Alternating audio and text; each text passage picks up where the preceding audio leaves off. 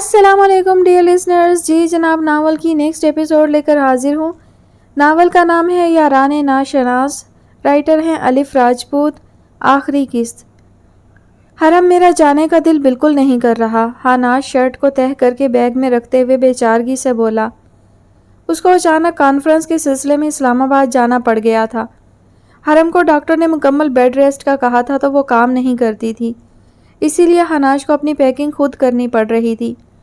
اور دل نہ کرنے کی وجہ؟ حرم نے اسٹرابیری منہ میں رکھتے ہوئے پوچھا, حالانکہ وہ وجہ جانتی تھی. یار تم یہاں ہو, علین یہاں ہے, اور اب تو بیبی بھی آنے والا ہے. میں تم لوگوں کو چھوڑ کر نہیں جا سکتا. ہاں دیکھیں, یہاں سیف اور ولیجہ ہیں. اللہ نہ کرے اگر کوئی ایمرجنسی ہو بھی گئی تو وہ دونوں مینج کر لیں گے.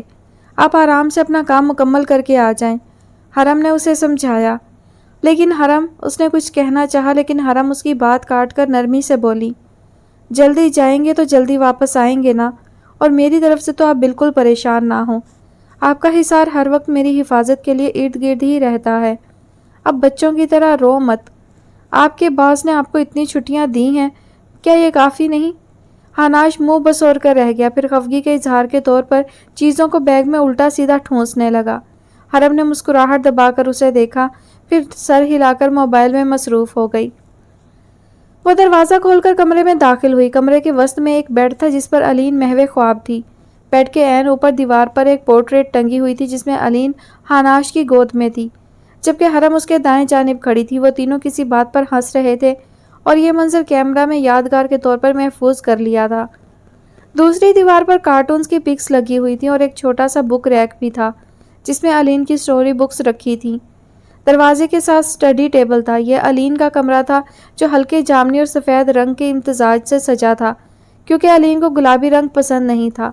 بقول علین کے اسے شدید مزید قسم کی لڑکیوں والی چیزیں بالکل نہیں پسند. حرم آہستہ سے چلتی ہوئی بیڈ تک آئی. چند لمحے خاموشی سے اسے دیکھا, پھر اس کے سر پر پیار کر کے بلینکٹ ٹھیک کر کے واپسی کے لیے مڑ گئی. وہ دروازے تک پہنچی ہی تھی کہ اس کا پاؤں اسٹڈی ٹیبل کے پائے میں لگا. انگوٹھے کا ناخن ٹوٹا تھا تو درد بھی شدید ہوا تھا. وہ بے ساختہ اپنا پاؤں پکڑنے کے لیے جھکی, لیکن ابھرے ہوئے وجود کی وجہ سے وہ زیادہ نہیں جھک سکی. البتہ ناقابل برداشت درد کی لہر پورے وجود میں سرایت کر گئی. اس کے منہ سے چیخ نکلی. علین اس کی چیخوں سے ڈر کر اٹھی تو دیکھا کہ وہ دروازے کے پاس زمین پر بیٹھی اپنے پیٹ پر ہاتھ رکھے چیخ رہی تھی. علین فوراً بیڈ سے اتر کر بھاگتی ہوئی اس کے پاس آئی. اس کو سنبھالتے ہوئے وہ چھوٹی سی بچی خود بھی نڈھال ہو چکی تھی. اسی وقت ولیجہ کمرے میں آئی. حرم کو دیکھ کر ایک لمحے کو تو وہ پتھرا ہی گئی, لیکن پھر جلدی سے آگے بڑھ کر اسے اٹھانے لگی. وہ مشکل اس کو بیڈ پر بٹھا کر سیف کو کال کرنے لگی. فون کی مسلسل بجتی گھنٹی پر سیف کو بالآخر فون اٹھانا ہی پڑا تھا. وہ حرم کو لے کر ولیجہ کے ساتھ ہاسپٹل آیا تھا اور اب ہاسپٹل کی فارمیلٹیز پوری کر رہا تھا. بچے گھر میں نینی کے پاس تھے. تم میرا فون کیوں نہیں اٹھا رہے تھے؟ فون کان سے لگاتے ہی اسے ہاناز کی مشتعل آواز سننے کو ملی تھی. مجھے لگا کہ آفس سے کال ہے, اسی لیے نہیں اٹھا رہا تھا, کیونکہ ابھی میں ہاسپٹل میں ہوں. حرم کیسی ہے؟ اب کی بار ہاناز کے لہجے میں تشویش تھی. وہ بالکل ٹھیک ہے, کچھ دیر میں اس کا آپریشن ہونا ہے. میں اسی کے فارمز فل کر رہا ہوں. سیف پیپرز پر دستخط کرتے ہوئے بولا, پھر پیپرز استقبالیہ پر دے دیے اور مخالف سمت میں چلنے لگا. آرام سے آنا, میں یہاں سب سنبھال لوں گا, بے فکر رہو, جلد بازی نہ کرنا.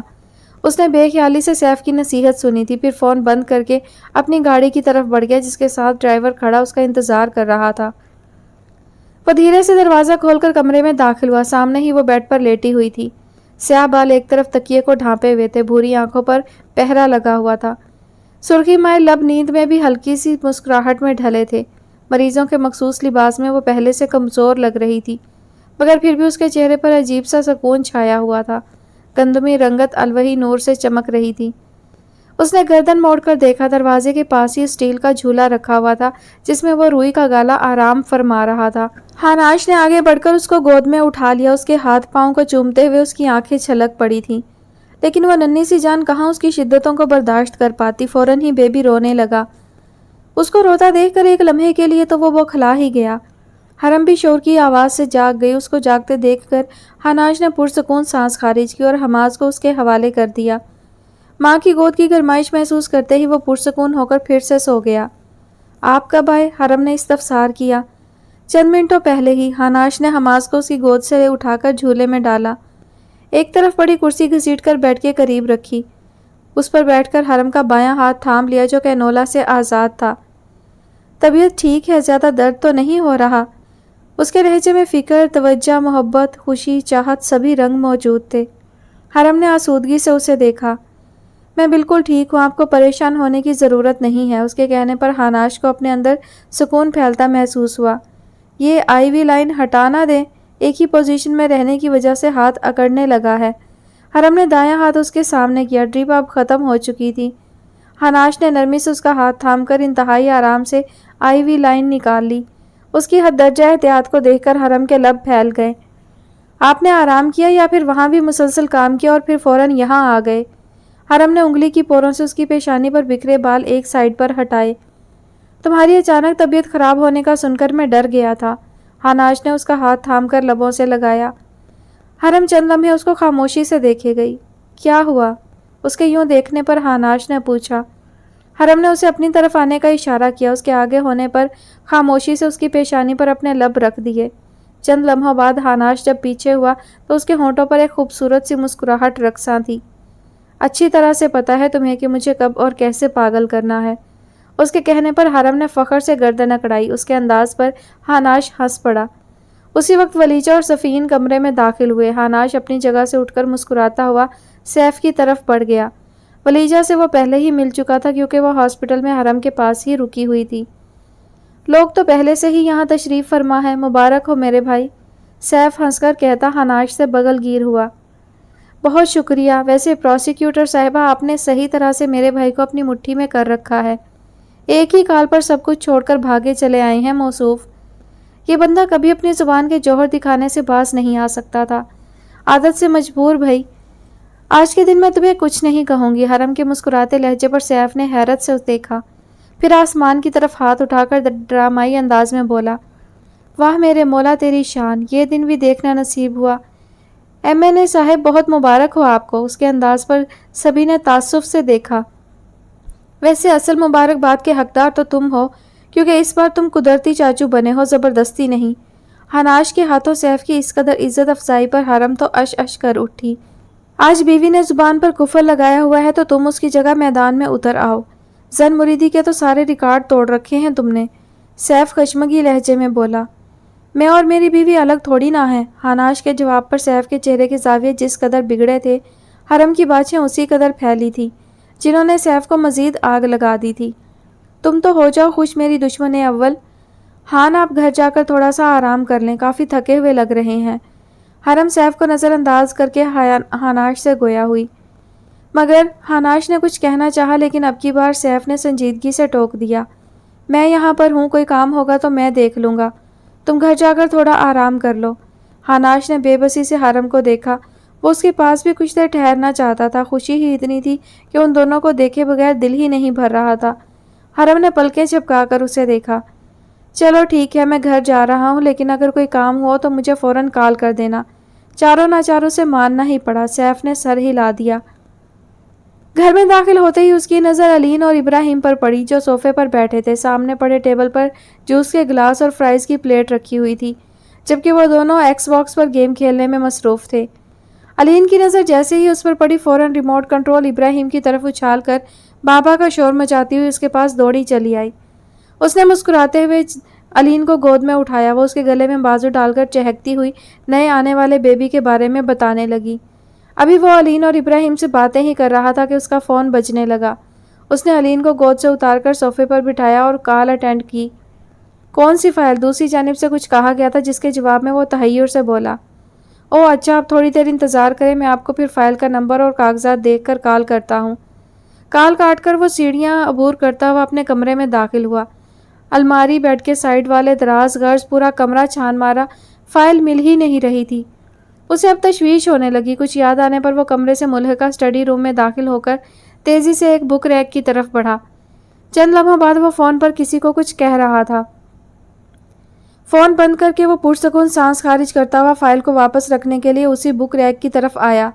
फ़ाइल को उसकी जगह पर तरतीब से रखते हुए वो चौंक कर उस डब्बे की जानिब मतवज्जा हुआ जो बुक रैक के साइड पर पड़ा था। वो डब्बे को उठाकर टेबल तक चलता हुआ आया। डब्बे में एक ही साइज और शक्ल की भूरी जिल्द वाली कई डायरियां पड़ी थीं। उन डायरियों को देखते हुए गहरी मुस्कुराहट ने उसके लबों का अहाता कर लिया। तमाम डायरियों को खोलकर देखता हुआ वो उस डायरी पर रुक गया जिसके चंद एक के अलावा बाकी तमाम सफ़हात खाली थे। उसने मतबस्सम नज़रों के साथ पेन उठाया और रॉकिंग चेयर पर बैठकर डायरी पर झुक गया। अस्सलाम वालेकुम डायरी, कैसी हो? मैं तो बहुत खुश हूँ। मैं आज फिर से बाप बन गया हूँ। 10 साल पहले तक मैं सोच भी नहीं सकता था कि मेरी ज़िंदगी में ऐसा भी लम्हा आएगा जब मेरे चारों तरफ खुशियाँ ही खुशियाँ होंगी। मैं सोच भी नहीं सकता था कि इस हिजर का मिलन इतना खूबसूरत होगा। मुझे मेरे सब्र का इतना खूबसूरत और राहत अफ़ज़ा इनाम मिला है कि मेरा रुआं रुआं इस ज़ाते बारी ताला का शुक्रगुजार है। वो जिसका साथ मैंने सिर्फ अपने ख्वाबों और ख्यालों में सोचा था, आज वो एक बेहतरीन शरीके हयात की सूरत में मेरी ज़िंदगी में मौजूद है। एक वक्त था जब उसे मेरी ज़ात से कोई फ़र्क नहीं पड़ता था, फिर उसे मुझसे शदीद नफ़रत हो गई। मैं जब जब उसकी आंखों में अपने लिए बदगुमानियाँ और नफ़रत देखता था तो मेरा दिल बंद होने लगता था। चंद लम्हों के लिए उसका हाथ रुका, जहन के पर्दे पर गुज़रे सालों के तमाम दर्दनाक लम्हे ताज़ा होने लगे। लेकिन आज उसे उन तमाम लम्हों को सोचकर तकलीफ़ नहीं हो रही थी। आज उसे वो दर्द भी राहत अफ़ज़ा लग रहा था। अचानक उसकी नज़रों के सामने हॉस्पिटल का मंजर घूम गया। बेड के साथ टेक लगाकर बैठी हरम, जो काफ़ी नकाहत ज़दा लग रही थी, लेकिन उसके चेहरे पर एक चमक थी और उसकी गोद में लेटा वो रूई के गाले की तरह नरम और नाजुक सा वजूद। वो सरशारी किसी कैफियत में दोबारा डायरी पर झुका। लेकिन अब वो मुझसे मोहब्बत करने लगी है, बेतहाशा मोहब्बत। मैं उसकी सोचों का महवर रहने लगा हूँ। उसका हंसना, रोना, मनाना और उठना सब कुछ मेरे लिए होता है। उसने मेरी हर तकलीफ़ पर मरहम रखा, मेरी राह में आने वाले हर कांटे को निकाला। मुझे तो फूलों जैसी औलादें दी हैं। मैं उसका असीर हो चुका हूँ। स्टडी रूम के दरवाजे पर दस्तक हुई। उसने सर उठाकर देखा। दरवाजे के उस पार अलीन खड़ी थी। उसके हाथ में एक मोबाइल भी था। हानाश ने उसे अंदर आने का इशारा किया और एक बार फिर उसका हाथ डायरी के सफ़हात पर स्याही फैलाने लगा। डियर डायरी, अब मैं शायद तुमसे कभी बात ना कर सकूं, क्योंकि अब वो मेरी हमजाद, हमसफ़र, हमसाज है। शायद मैं वक्त की भंवर में फंसकर तुम्हें भूल जाऊं, लेकिन तुम मुझे याद रखना और अपना ख्याल रखना। अब मुझे जाना है, खुदा हाफिज़। उसने चंद लम्हे डायरी के सफ़हात पर बिखरी स्याही को देखा, फिर गहरा सांस लेकर उस डायरी को भी बाकियों के साथ उसी डब्बे में रख दिया। बाबा, मम्मा की कॉल है। अलीन ने उसे अपनी तरफ मतवज्जा किया। उसने मुस्कुराकर अलीन के हाथ से मोबाइल लिया और उसके बाल बखेरता हुआ हरम से बात करने लगा। हाल। डायरी के खाली सफ़ों ने जैसे किसी सहर को तोड़ा था, लेकिन आंखों में मोती और चेहरे पर आसूदा सी मुस्कुराहट लिए वो अभी तक उसी सहर के ज़ेरे असर थी। चंद लम्हे साकत बैठे रहने के बाद उसने गहरा सांस लेकर उस डायरी को भी बाकियों के साथ ही डब्बे में रख दिया। फिर अपनी जगह से उठी और छोटे छोटे कदम उठाती हुई खिड़की के पास आ खड़ी हुई, जहाँ से आसमान बिल्कुल साफ नज़र आ रहा था। स्याह आसमान पर 2 तारे आज भी वैसे ही चमक रहे थे जैसे कि 10 दिन पहले, जैसे वो उसको सैयद लाज में देखकर खुश हुए हों। देखिए मम्मा, बाबा, मैं वापस आ गई हूँ। मैं अब सैफ चाचू से नाराज़ नहीं हूँ। आप दोनों मेरे पास नहीं हैं, लेकिन मेरे पास आपकी चीज़ें हैं, आपकी यादें हैं।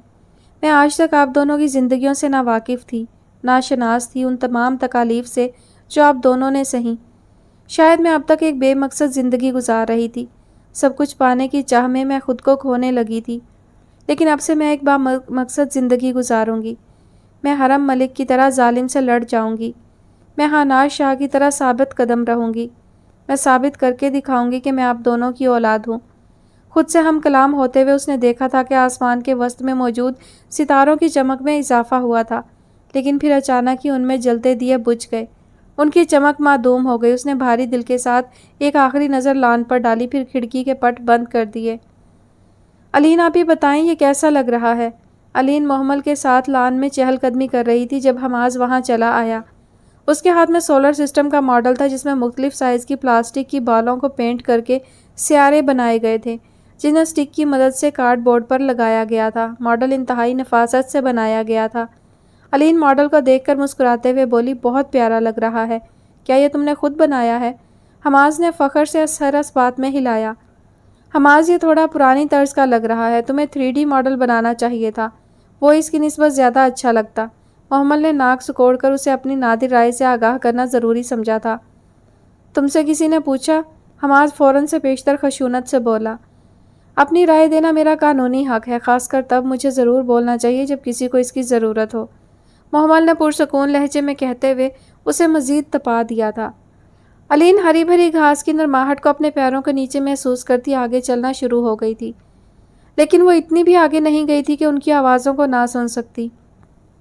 اچھا، ذرا بتانا پسند فرمائیں گی ملکہ عالیہ کہ کس قانون نے آپ کو یہ حق دیا ہے؟ سینے پر ہاتھ باندھے حماس اب اسے گھورنے کا شغل فرما رہا تھا۔ اسی وقت ولیجہ بھی لان میں چلی آئیں۔ ان کے پیچھے ملازمہ بھی تھی جس نے ہاتھ میں کافی اور دیگر لوازمات کی ٹرے اٹھا رکھی تھی۔ علین نے شکریہ ادا کرتے ہوئے کافی کا کپ اٹھا لیا اور ولیجہ شاہ کے ساتھ لان میں رکھی پلاسٹک کی کرسیوں پر بیٹھ گئی۔ 1973 کے آئین کے تحت ہر شہری کو اپنی رائے دینے کا حق حاصل ہے اور جو اسے ایسا کرنے سے روکے گا وہ کڑی سزا کا حقدار ٹھہرے گا۔ محمل انہی کی طرف آتے ہوئے شان بے نیازی سے بولی، اچھا تو پھر یہ بھی بتا دو کہ کسی کے معاملات میں ٹانگ اڑانے پر کون سی دفعہ لاگو ہوتی ہے؟ وہ علین کے سامنے شرافت کا مظاہرہ کرتے ہوئے تحمل سے بولا، ورنہ تو بس نہیں چل رہا تھا کہ محمل کو کھری کھری سنا ڈالے جو بلا وجہ اس سے پنگے لینے پر تلی ہوئی تھی۔ فی الحال تو ایسی کوئی دفعہ میری آنکھوں کے سامنے سے نہیں گزری، لیکن تم بالکل بے فکر رہو، اگر مجھے ایسی کوئی دفعہ مل گئی تو تم پر ہونے والے کیسز کی تعداد میں اضافہ ہو جائے گا۔ محمل پلکیں چپکا کر معصومیت سے کہتی جوس کا گلاس اٹھا چکی تھی۔ اس کی آنکھوں سے چھلکتی شرارت صاف کہہ رہی تھی کہ محمل شاہ کو ہرانا مشکل ہی نہیں، ناممکن بھی ہے۔ حماس تو اپنی جگہ بل کھا کر رہ گیا۔ ان کو قانون کے بارے میں اتنا کیسے پتا؟ علین نے ولیجہ شاہ کو دیکھتے ہوئے حیرت سے استفسار کیا۔ یہ دونوں اکثر ابراہیم کی اسائنمنٹس بناتے رہتے ہیں، خاص کر محمل ہر وقت قانون کی کتابوں کی چھان پھٹک میں لگی رہتی ہے۔ ولیجہ شاہ کے بتانے پر علین نے خوشگوار حیرت سے دیکھا۔ ابراہیم کے نکمے پن اور کام چوری کا تو مجھے اچھی طرح سے اندازہ ہے۔ تم بتاؤ محمل، قانون دان بننے کا ارادہ ہے کیا؟ محمل نے جوش سے اس بات میں سر ہلایا۔ میں بھی بڑے پاپا اور بڑی مما کی طرح وکیل بنوں گی، علین مسکرا دی۔ حماس نے ایک نظر اسے دیکھا پھر وہاں سے اٹھ کر چلا گیا۔ وہ آج کل اپنے ماں باپ کے ذکر پر یوں ہی اداس ہو جایا کرتا تھا۔ محمل نے شرمندگی سے سر جھکا لیا۔ علین نے نرمی سے اس کا ہاتھ دبایا پھر اپنی کافی پینے لگی، اس یقین کے ساتھ کہ حماس کچھ دیر بعد پھر سے نارمل ہو جائے گا، اور یہی ہوا تھا۔ رات کے کھانے پر وہ نہ صرف بالکل ٹھیک ٹھاک تھا بلکہ محمل کے ساتھ شرارتیں بھی کر رہا تھا۔ وہ آہستہ سے دروازہ کھول کر اسٹڈی روم میں داخل ہوئی۔ سامنے ہی ابراہیم اور سفین شاہ اپنی تمام مصروفیات سے بے نیاز شطرنج کی بساط سجائے بیٹھے تھے۔ یہ اسٹڈی روم سفین شاہ کے کمرے سے منسلک تھا۔ ہاناش اور اس کا اسٹڈی روم الگ ہوا کرتا تھا کیونکہ دونوں کو ہی مطالعہ کے لیے تنہائی چاہیے ہوتی تھی۔ دھیمی چال چلتی وہ ایک سائڈ پر پڑے ڈبل صوفے پر جا بیٹھی۔ شطرنج کے مہروں کو غور سے دیکھتے ہوئے وہ سوچ رہی تھی کہ زندگی بھی تو شطرنج کی طرح ہے۔ انسان ہر فیصلے کو شطرنج کی چال کی طرح بہت سوچ سمجھ کر لیتا ہے، لیکن مقابل کی چال اس کی تمام حکمت عملی پر پانی پھیر دیتی ہے۔ زندگی میں ہم ہر قدم بہت پھونک پھونک کر اٹھاتے ہیں، لیکن شہمات تو لازم و ملزوم ہے۔ خیریت ہے علین بیٹا، کیا سوچ رہی ہو؟ اس کو پرسوچ نظروں سے شطرنج کے مہروں پر نگاہ ٹکائے دیکھ کر سفین شاہ نے استفسار کیا۔ ابراہیم نے غور سے مہروں کو دیکھا پھر پرسکون تاثرات کے ساتھ اپنی ملکہ کی مدد سے سفین شاہ کے بادشاہ کو مات دے دی۔ ان کا منہ کھل گیا۔ علین سے بات کرتے ہوئے انہوں نے بے دھیانی میں غلط مہرہ چل دیا تھا اور اب اس کا نتیجہ انہیں مات کی صورت میں ملا تھا۔ چند لمحے ابراہیم کو خشمگین نظروں سے گھورنے کے بعد انہوں نے ہاتھ مار کر سارے مہرے زمین پر گرا دیے تھے۔ یہ ان کا معمول تھا کہ جب بھی انہیں ابراہیم سے مات ملتی تھی تو وہ یوں ہی تمام مہروں کو گرا دیتے تھے۔ ابراہیم ہنستے ہوئے علین سے مخاطب ہوا، آؤ پارٹنر ایک بازی ہو جائے۔ علین نے نفی میں سر ہلایا۔ چاچو مجھے آپ سے کچھ پوچھنا ہے۔ ہاں پوچھو بیٹا، سفین شاہ پر شفقت مسکراہٹ کے ساتھ بولے۔ بابا کی ڈائریوں میں صرف حماس کی پیدائش تک کا ذکر ہے، اس کے بعد کیا ہوا میں جاننا چاہتی ہوں۔ اس کے سنجیدہ لہجے پر سفین شاہ اور ابراہیم نے ایک دوسرے کو دیکھا۔ پھر سفین شاہ گہرا سانس لے کر بولے، میرا خیال ہے کہ تمہیں باقی حقیقت بتانے کا وقت آ گیا ہے۔ یہ نہ صرف تمہارے لیے بلکہ حماس کے لیے بھی بہت ضروری ہے تاکہ تم دونوں اپنے لیے بہتر فیصلہ لے سکو۔ جاؤ ابراہیم حماس کو بلا کر لاؤ۔ ان کے کہنے پر ابراہیم سر ہلا کر باہر نکل گیا۔ کیا حماس سب کچھ جانتا ہے؟ صرف اتنا ہی جتنا کہ اس کے لیے ضروری تھا، مگر میں چاہتا ہوں کہ اب وہ بھی حقیقت سے بے خبر نہ رہے۔ وہ سر ہلا کر ان دونوں کی طرف متوجہ ہوئی جو اندر داخل ہو رہے تھے۔ حماس خاموشی سے جا کر علین کے ساتھ بیٹھ گیا۔ اس کے سنجیدہ اور سپاٹ تاثرات بتا رہے تھے کہ ابراہیم اس کو اس نشست کے بارے میں بتا چکا تھا۔ حماس کی پیدائش کے 1 سال بعد سفین شاہ نے بولنا شروع کیا اور کمرے کے در و دیوار خاموش سامع بن کر ان الفاظ کو اپنے اندر جذب کرنے لگے۔ مسلسل ابھرتی آوازیں اس کی نیند میں خلل ڈال رہی تھی۔ تنگ آ کر اس نے بلا کر آنکھیں کھول کر دیکھا۔ حناش حماس کو کندھے سے لگائے چپ کروانے کی کوشش کر رہا تھا، مگر حماس نے بھی جیسے ٹھان رکھی تھی کہ باپ کی ساری کوششوں پر پانی پھیرنا ہے۔ حرم نے اٹھ کر مسکراتے ہوئے بیڈ گراؤنڈ سے ٹیک لگا لی اور خاموشی سے اسے دیکھنے لگی۔ حناش کا رخ دوسری طرف تھا، اس لیے وہ حرم کو جاگتا ہوا نہیں دیکھ سکا تھا۔ ایک دم حناش چڑ کر بولا، اف یار، تم نے بھی ابھی ہی کام خراب کرنا تھا۔ حماس صاحب اپنا کمال دکھاتے ہوئے باپ کی ساری تیاری پر پانی پھیر چکے تھے۔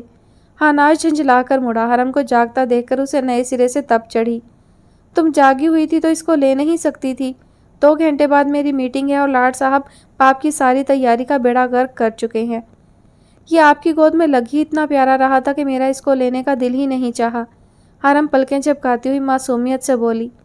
حناش نے مسکراہٹ دبا کر اسے گھورا، پھر حماس کو اس کی گود میں دیا۔ اس کا گیلا کوٹ دیکھ کر حرم کی ہنسی چھوٹ گئی۔ ہنس لو، کھل کر ہنس لو، ایک تو تمہاری نیند کا خیال کرتے ہوئے اسے میں سنبھال رہا تھا اور تم مجھ پر ہی ہنس رہی ہو، افسوس کی بات ہے۔ حرم جو ہنسی دبانے کی کوشش کر رہی تھی، حناش کے آخری جملے پر پھر اس کی ہنسی چھوٹ گئی۔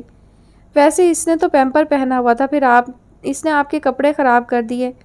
یہ تنگ ہو رہا تھا تو میں نے اس کا پیمپر اتار دیا اور دوبارہ لگانا نہیں آیا ہے نا؟ حناش نے خجالت سے سر پر ہاتھ پھیرا۔ اسی وقت دروازے پر ہلکی سی دستک ہوئی۔ دستک کے انداز سے ہی وہ دونوں پہچان گئے تھے کہ کون آیا ہے۔ اچھی خاصی پرسکون زندگی چل رہی تھی، مجھے ہی شوق چڑھا تھا وبال جان پالنے کا۔ حناش بڑبڑاتے ہوئے دروازے کی طرف بڑھا۔ آپ اپنی اولاد کو وبال جان کہہ رہے ہیں؟ حرم شاکڈ لہجے میں بولی۔ کبھی کبھی تو وبال جان ہی لگتی ہے یہ اولاد۔ اس نے دروازے کا لاک کھولا۔ سامنے علین اسکول کے لیے تیار کھڑی تھی۔ سرخ چیک والی اسکرٹ میں بالوں کی پونی بنائے وہ پیاری لگ رہی تھی۔ السلام علیکم، گڈ مارننگ بابا، وہ اندر آ کر بولی۔ وعلیکم السلام بابا کی جان، and good morning to you. رات کو نیند صحیح سے آ گئی تھی؟ حناش نے مسکراتے ہوئے جھک کر اسے پیار کیا۔ حرم نے حیرت سے اسے دیکھا۔ ابھی تو اتنا چڑھا ہوا تھا۔ ہاں، بیٹی کے سامنے سارا چڑچڑا پن اور جھنجھلاہٹ جھاگ کی طرح بیٹھ گئی۔ بابا، I also had a dream. That's good. Good morning مما۔ گڈ مارننگ مما کی جان۔ حرم نے اسے وہیں سے فلائنگ کس دی۔ مما، کل میری پی ٹی ایم ہے۔ جی میری جان، آپ کے ساتھ جائیں گے بابا، حرم نے مسکراتے ہوئے کہا۔ حناش کا ٹائی باندھتا ہاتھ رکا، مڑ کر حرم کو دیکھا، پھر اکتاہٹ بھرے لہجے میں بولا، اس کے اسکول کی ٹیچرز اور پرنسپل اتنی عجیب سی ہیں، بندہ سارا وقت انکمفرٹیبل ہی رہتا ہے۔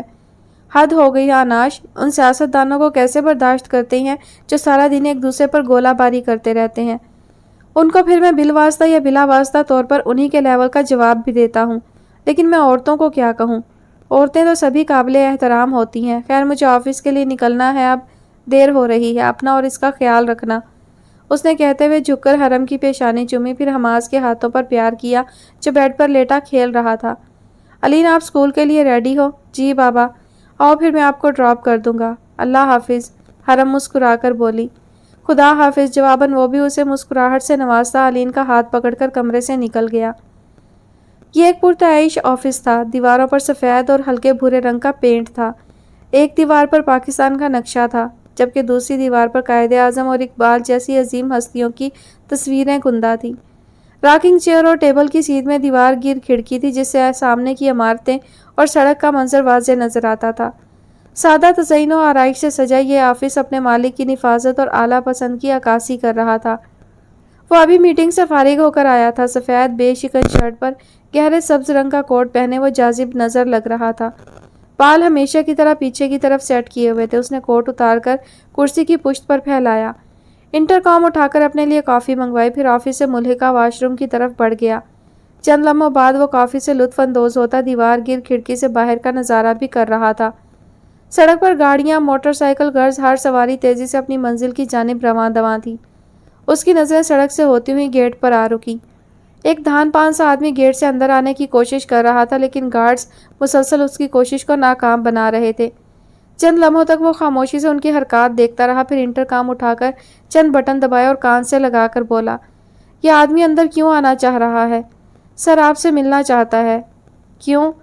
سر، وہ کہہ رہا ہے کہ وجہ صرف آپ کو ہی بتائے گا۔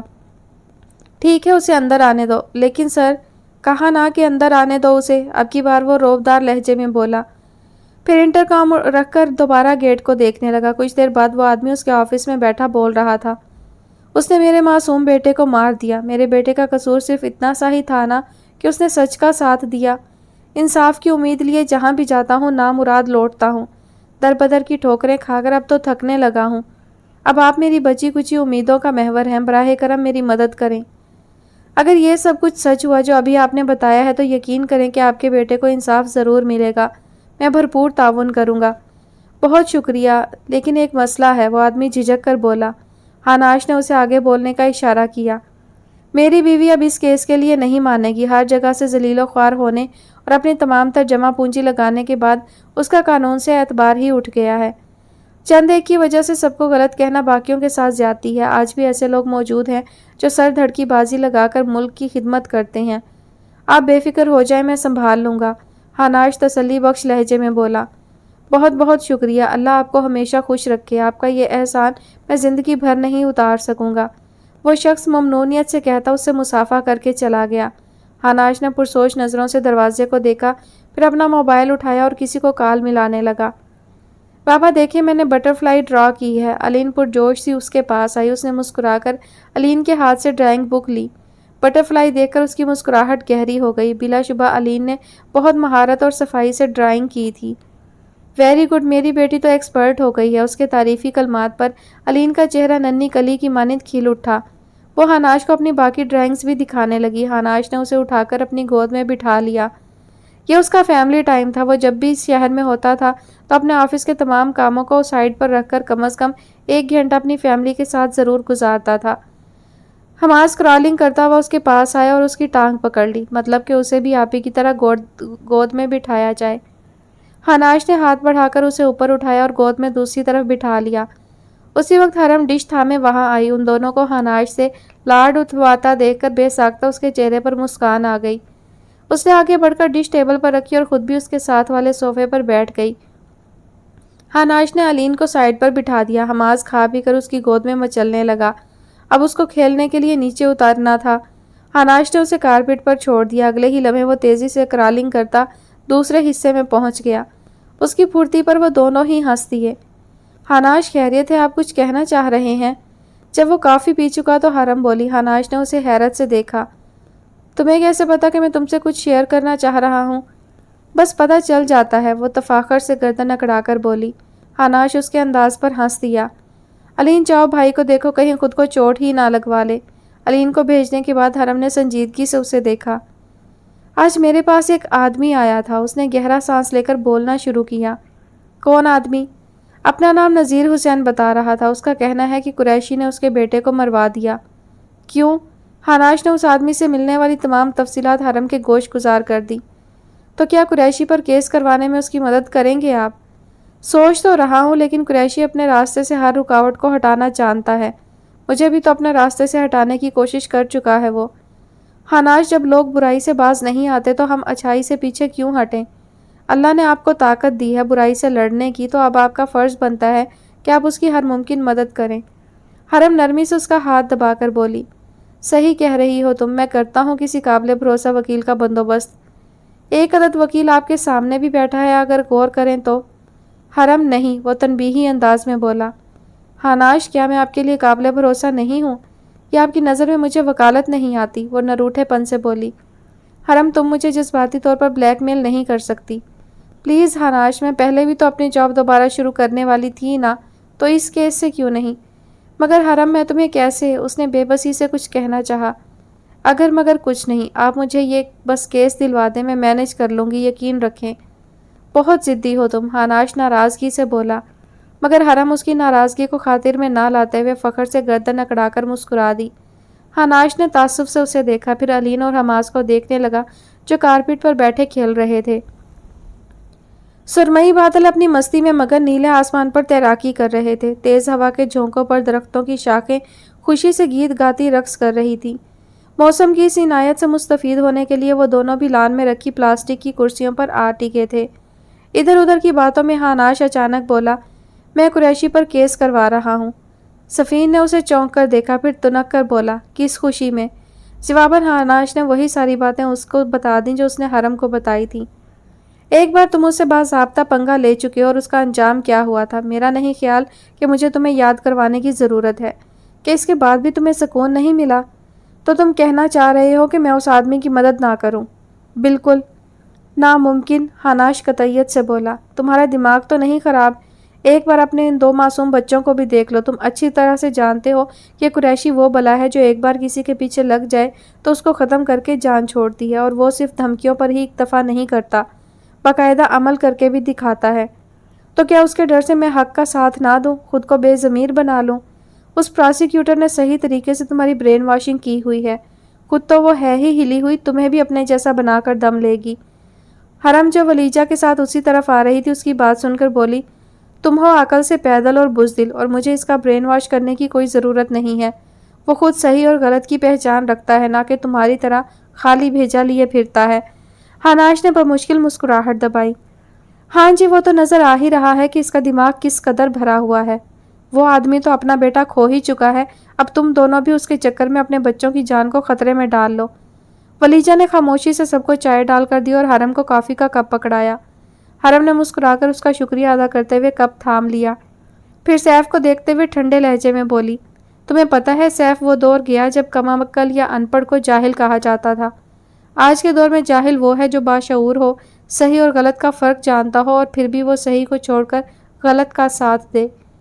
تمہارا مطلب ہے کہ میں جاہل ہوں؟ سیف اپنی طرف انگلی کر کے بولا۔ میں نے تمہیں جاہل نہیں کہا۔ ہاں، لیکن اگر تم خود ہی اپنے آپ کو جاہل کہہ رہے ہو تو میں کچھ نہیں کر سکتی۔ حرم اسے ونک سمائل دیتی مزے سے کافی پینے لگی۔ اپنے بچوں کے بارے میں تو سوچ لو مدر ٹریسا، کیا تم قریشی کے گھٹیا پن سے ناواقف ہو؟ اب کی بار سفین عاجزی سے بولا۔ سیف جو مرا ہے وہ بھی کسی کا بیٹا تھا، وہ بھی کسی کی خوشیوں، امیدوں اور خوابوں کا محور تھا۔ ذرا اس باپ کی جگہ خود کو رکھ کر سوچو۔ فرض کرو کہ اس لڑکے کی جگہ حماز یا ابراہیم ہوتا، سوچ کر تکلیف ہوئی نا؟ چلو فرض کرو کہ اگر کبھی تمہاری اولاد میں سے کسی کو کچھ ہوا تو کیا تم تب بھی کچھ نہیں کرو گے؟ یا تم تب بھی گناہ گاروں کو شتر بے مہار چھوڑ دو گے؟ اپنے دل سے پوچھو، اور اگر تمہارا دل کہے کہ تم اپنی اولاد کی بار بھی حق کے لیے آواز بلند نہیں کرو گے تو ٹھیک ہے، میں اور ہاناش اس شخص کا ساتھ نہیں دیں گے۔ اس نے سنجیدگی سے کہنے پر فوری طور پر وہ کچھ بول نہیں سکا۔ قیامت کے دن ہم سے بھی یہ سوال ہوگا کہ جب ہم صاحب استطاعت تھے، جب ہمارے پاس لڑنے کی طاقت تھی، تو ہم نے انصاف کے لیے جنگ کیوں نہیں لڑی؟ بتاؤ، دے سکو گے کوئی جواب؟ اگر تمہارے پاس اس سوال کا کوئی جواب نہیں ہے تو پھر اس شخص کی مدد تمہیں کرنی ہی پڑے گی۔ کچھ دیر بعد وہ جھنجھلا کر بولا، تو تم ہی کیوں یہ کیس لڑنا چاہتی ہو؟ دنیا میں باقی وکیل ناپید ہو گئے ہیں کیا؟ تم نے ٹھان رکھی ہے کہ کچھ بھی ہو جائے تم نے ہر حال میں میری بات کی مخالفت ہی کرنی ہے نا؟ حرم تپ کر بولی۔ ان دونوں کی بحث کے دوران ہاناش اور ولیجہ خاموشی سے ایک دوسرے کو دیکھ رہے تھے۔ بیچارے کہاں پھنس گئے دونوں۔ کبھی کبھی تو ان دونوں کو خود پر ترس آتا تھا، لیکن خیر انہوں نے خود ہی اپنے پیروں پر کلہاڑی ماری تھی تو اب بھگتنا تو تھا ہی۔ کہانی سنو گے میری حسرتوں کی، میری آرزو کی، میری چاہتوں کی، کسی نے سنی نہ کسی کو سنائی، صدا اپنی بے چین سی دھڑکنوں کی۔ جفائیں سہی ہیں زمانے کی میں نے، یہاں داد ملتی نہیں حوصلوں کی۔ میرے گھر کی دیواروں میں جو نمی ہے، صدا گونجتی ہے یہاں سسکیوں کی۔ میرے شہر کے سارے باسی ہیں اندھے، تجارت کہاں ہوگی اب آئینوں کی۔ میرے پاؤں زخمی ہوئے اس سفر سے، مجھے کچھ خبر بھی نہیں منزلوں کی۔ وہاں پر ہمیں اب نہیں رکنا سارا، جہاں پر حکومت ہو بس قاتلوں کی۔ میں نے کہا نا کہ ہمیں کسی کے خلاف کوئی کیس نہیں لڑنا۔ آپ کو میری بات سمجھ کیوں نہیں آ رہی؟ وہ عورت چیخ کر بولی۔ حرم پچھلے 1 گھنٹے سے اس عورت کو قریشی کے خلاف کیس لڑنے کے لیے آمادہ کرنے کی کوشش کر رہی تھی، مگر وہ عورت تھی کہ مرغے کی ایک ٹانگ۔ حرم کو تو اب تپ ہی چڑھ گئی۔ ایک تو وہ اس کی مدد کرنے کی کوشش کر رہی تھی، اوپر سے وہ عورت اسے نخرے دکھا رہی تھی، اور حرم ملک کو دوسروں کے نخرے برداشت کرنے کی بالکل عادت نہیں تھی۔ ہاناش اور نذیر حسین باہر بیٹھے تھے جبکہ حرم اس کے پاس کمرے میں۔ حرم نے ان دونوں کو کہا تھا کہ وہ بے فکر رہیں، حرم اسے راضی کر لے گی، لیکن اب یہ کام اس کو مشکل ترین لگ رہا تھا۔ بی بی، ظالم صرف وہ نہیں ہوتا جو ظلم کرتا ہے، ظالم وہ بھی ہوتا ہے جو ظلم کو خاموشی سے سہتا ہے۔ ظلم کے خلاف آواز نہ بلند کرنے والا بھی ظالم ہوتا ہے۔ یہ دنیا ہے، یہاں کچھ بھی بیٹھے بٹھائے نہیں ملتا، محنت کرنی پڑتی ہے، جدوجہد کرنی پڑتی ہے اور سب سے بڑھ کر صبر کرنا پڑتا ہے، حرم درستی سے بولی۔ پھر گہرا سانس لے کر خود کو کمپوز کیا۔ نہیں، اسے غصہ نہیں کرنا تھا، اسے تحمل اور نرمی سے سمجھانا تھا۔ جو بھی تھا، اس عورت کا دکھ بہت بڑا تھا۔ کسی اپنے کوئی قدرتی موت پر تو صبر آ جاتا ہے، لیکن جب کسی جان سے پیارے شخص کو بے دردی سے مار دیا جائے تو صبر نہیں آتا۔ خود کو سمجھا کر اب کی بار وہ نرمی اور قائل کرنے والے لہجے میں بولی، سارا، آپ کو پتہ ہے کسی بھی ہجوم میں لاکھوں آوازیں ہوتی ہیں اور وہ سب آوازیں ایک دوسرے کو دبانے کی کوشش کر رہی ہوتی ہیں، لیکن ان میں ایک آواز ایسی بھی ہوتی ہے جو ان ساری آوازوں پر غالب آ جاتی ہے۔ اس دنیا کے ہجوم میں لوگ آپ کی آواز کو دبانے کی کوشش کریں گے، لیکن آپ اپنی آواز کو بلند کریں اور اتنا کریں کہ لوگ اسے سننے پر مجبور ہو جائیں، اور اگر آپ خود کے لیے آواز نہیں اٹھا سکتے تو پھر آپ کو دوسروں سے شکوہ کرنے کا بھی کوئی حق نہیں ہے۔ یہ میرا کارڈ ہے، اگر اپنے بیٹے کو انصاف دلوانا چاہیں اور ایسے شفاق لوگوں کو عبرت کا نشان بنانا چاہیں تو مجھ سے رابطہ کر لیجئے گا۔ میں اور میرا شوہر آپ کے ساتھ بھرپور تعاون کریں گے۔ حرم اس کی طرف ایک چھوٹا سا سیاہ کارڈ بڑھاتے ہوئے بولی۔ اس عورت نے نہ کارڈ تھاما، نہ ہی منہ سے کچھ بولی۔ حرم نے گہرا سانس لے کر کارڈ اس کے ہاتھ کے پاس رکھا، پھر جانے کے لیے اٹھ کھڑی ہوئی۔ دروازے تک پہنچ کر حرم نے مڑ کر اسے ایک نظر دیکھا، پھر کمرے سے باہر چلی گئی۔ وہ آہستہ سے دروازہ کھول کر کمرے میں داخل ہوئیں۔ دروازے کے بائیں طرف سوئچ بورڈ تھا، ان کے بٹن دبانے پر پورا کمرہ روشنی میں نہا گیا۔ دروازے کے بالکل سامنے درمیانے سائز کا بیڈ پڑا تھا جس پر گہرے نیلے رنگ کی چادر بچھی ہوئی تھی۔ بیڈ پر اس کی ٹی شرٹس اور بکس بکھری ہوئی تھی۔ وہ ہمیشہ بے ترتیبی سے رہتا تھا، بلکہ پھوہڑ پن کہہ لیں تو زیادہ مناسب رہے گا۔ سارا کے ٹوکنے پر کہتا تھا، میری پیاری امی، ہیکرز ایسے ہی ہوتے ہیں، جس کے جواب میں سارا غصے اور تنبیہی انداز میں کہتی، ہیکر نہیں بننا تم نے، میری بات کان کھول کر سن لو، تم کوئی غلط کام نہیں کرو گے۔ آپ بے فکر رہیں، میری تربیت ایک نیک اور انسانیت کے جذبے سے لبریز عورت نے کی ہے۔ میں کبھی کوئی غلط کام نہیں کر سکتا جس پر آپ کو شرمندگی اٹھانی پڑے۔ وہ چونک کر حال میں واپس آئیں۔ بیڈ سے ہوتی ہوئی ان کی نظریں ڈریسنگ ٹیبل پر جا رکیں۔ ڈریسنگ ٹیبل پر مختلف پرفیومز کا ڈھیر لگا ہوا تھا۔ اسے نت نئی اور مہنگی خوشبوئیں استعمال کرنے کا خبط تھا۔ ایک گھڑی زمین پر پڑی اپنے مالک کی یاد میں سسک رہی تھی۔ انہوں نے جھک کر گھڑی اٹھائی، سیاہ پٹے والی گھڑی جس کے بڑے سے شفاف اور چمکتے ڈائل پر گرنے کی وجہ سے کریک پڑ چکا تھا۔ وہ اکثر جلد بازی میں اپنی چیزیں توڑ دیتا تھا اور پھر اس کو سارا سی چیزوں کی قیمت اور اہمیت پر ایک طویل لیکچر سننا پڑتا تھا، لیکن آج وہ لیکچر سننے والا کوئی نہیں تھا۔ ان کی آنکھیں نمکین پانی سے بھرنے لگیں۔ گھڑی کو دیکھتے ہوئے ان کی نظر اسٹڈی ٹیبل پر پڑی۔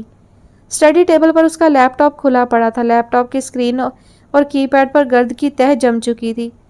انہوں نے آگے بڑھ کر اسکرین کو اپنے دوپٹے سے صاف کیا۔ ان کے کانوں میں اس کی آواز گونجی، امی دیکھیے گا، ایک دن آپ کا بیٹا ایک بہت بڑی سافٹ ویئر بنائے گا۔ دنیا کے ہر کونے میں آپ کے بیٹے کی صلاحیتوں کا ڈنکا بجے گا۔ وہ جب بھی اس کو نیٹ اور الیکٹرانک گیجٹس کے بے جا استعمال پر ٹوکتی تو جواب میں وہ بڑے جوشیلے اور پرعزم لہجے میں یہی جملہ دہراتا تھا۔ موتی آنکھوں سے لڑک کر گالوں پر آ ٹکے۔ انہوں نے لیپ ٹاپ کے بٹنوں کو چھوا۔ اس کی انگلیاں انتہائی مہارت اور تیزی سے کی پیڈ پر رقص کرتی تھیں۔ ٹیبل کے نیچے مختلف چاکلیٹس کے ریپر پڑے تھے۔ بقول اس کے چاکلیٹ اس کو توانائی دیتی ہیں تاکہ وہ مزید کام کر سکے۔ انہوں نے اپنی مٹھی میں دبا کارڈ آنکھوں کے سامنے کیا۔ سیاہ کارڈ جس پر سلور کلر سے پروسیکیوٹر حرم ملک، رابطہ نمبر اور ایڈریس لکھا تھا۔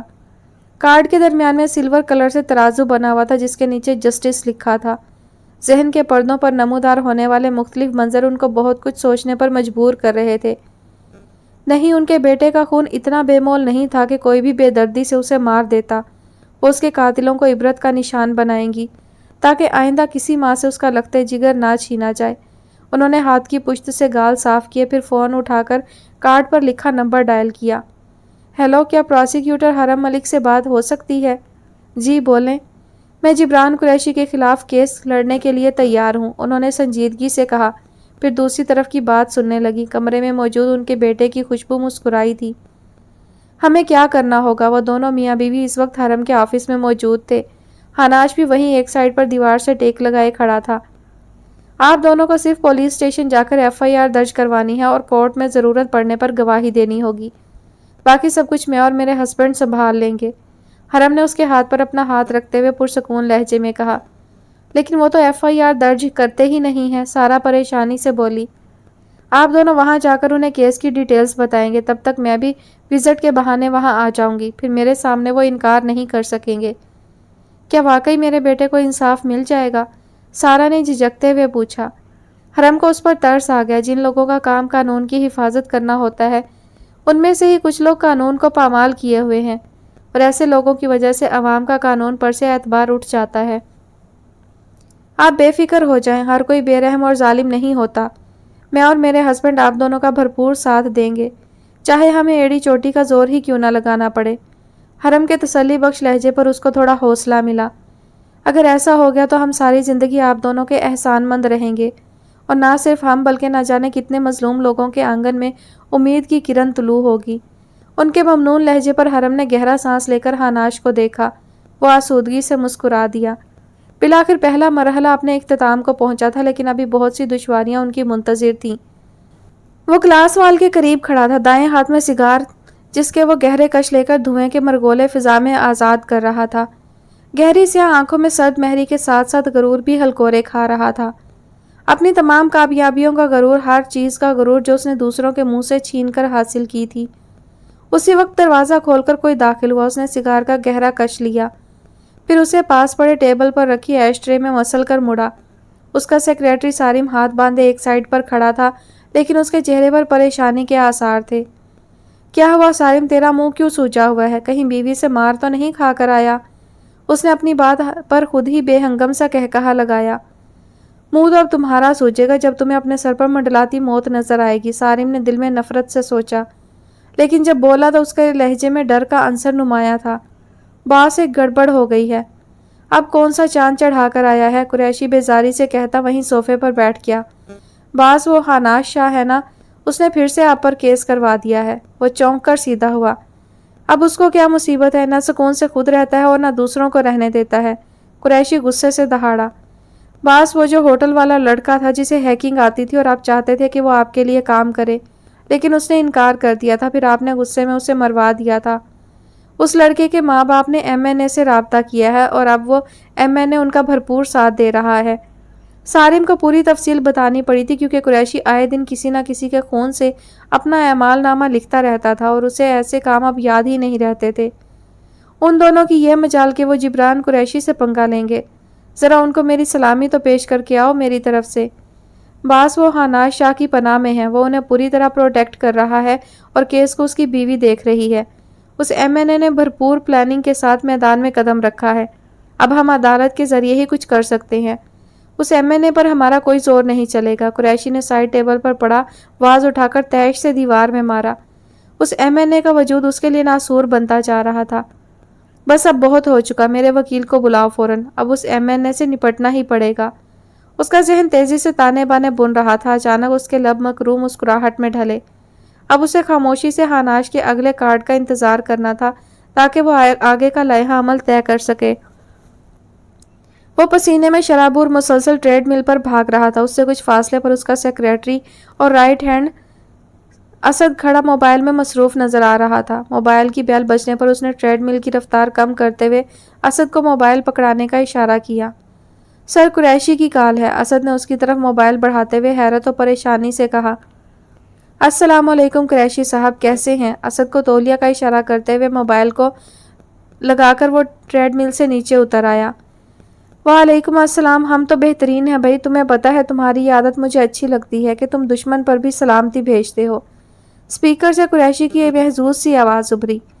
ذرا نوازی ہے آپ کی کہ آپ کو اس ناچیز کی کسی بات نے متاثر کیا ہے۔ خیر مدعے کی بات پر آئیں، آج آپ کو اچانک اس خاکسار کی یاد کیسے آ گئی؟ موبائل ایک ہاتھ سے دوسرے ہاتھ میں منتقل کرتے ہوئے اب اس کا رخ سید لاج کے اعلان کی طرف تھا۔ ہاں خوب یاد دلایا، ایک عرض کرنی تھی تم سے۔ اپنی بیوی سے کہو کہ میرے معاملات میں دخل اندازی مت کرے۔ وہ کیا ہے نا، آج کل کے دور کو تم بھی جانتے ہو اور میں بھی۔ قریشی کے زمانی لہجے پر ہاناش کی گرفت فون پر مضبوط ہوئی تھی۔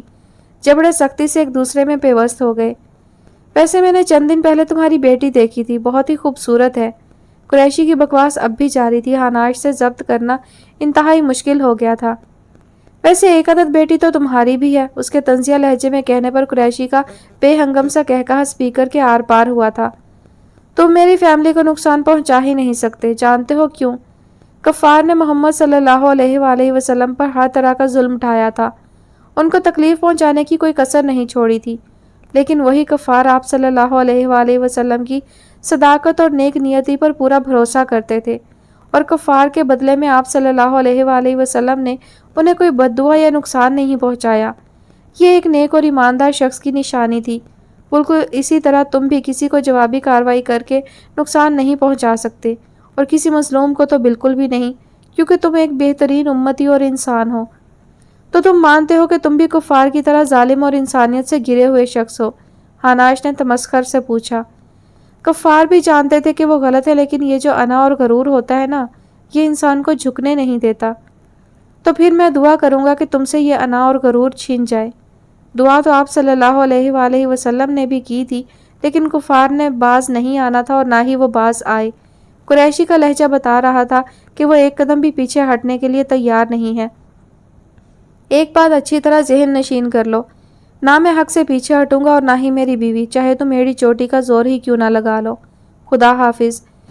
درستگی سے کہتے ہوئے اس نے موبائل کان سے ہٹا کر ٹیبل پر پٹکا اور انگلیوں سے کنپٹی کو سہلانے لگا۔ گرنے کے سے انداز میں صوفے پر بیٹھ کر اس نے آنکھیں موند کر صوفے کی پشت سے سر ٹکا لیا۔ بیڈ پر بیٹھی حرم نے خاموشی سے اس کو دیکھا، پھر سامنے بکھری کتابوں کو۔ گود میں رکھی کتاب کو سائیڈ پر رکھ کر وہ اٹھی اور چھوٹے چھوٹے قدم اٹھاتی اس کے پاس گئی۔ وہ اسی طرح آنکھیں بند کیے بیٹھا رہا، وہ اس کے پاس ہی صوفے پر بیٹھ گئی۔ حناش نے اس کی موجودگی محسوس کر کے خاموشی سے سر اس کی گود میں رکھا اور ٹانگیں سیدھی کر کے صوفے پر لیٹ گیا۔ حناش، اس کے بالوں میں اپنی مخروطی انگلیاں چلاتے ہوئے حرم آہستہ سے بولی۔ کوئی پرابلم ہے کیا؟ حناش نے اس کا ہاتھ اپنے ہاتھ میں پکڑ کر آنکھوں پر رکھ لیا۔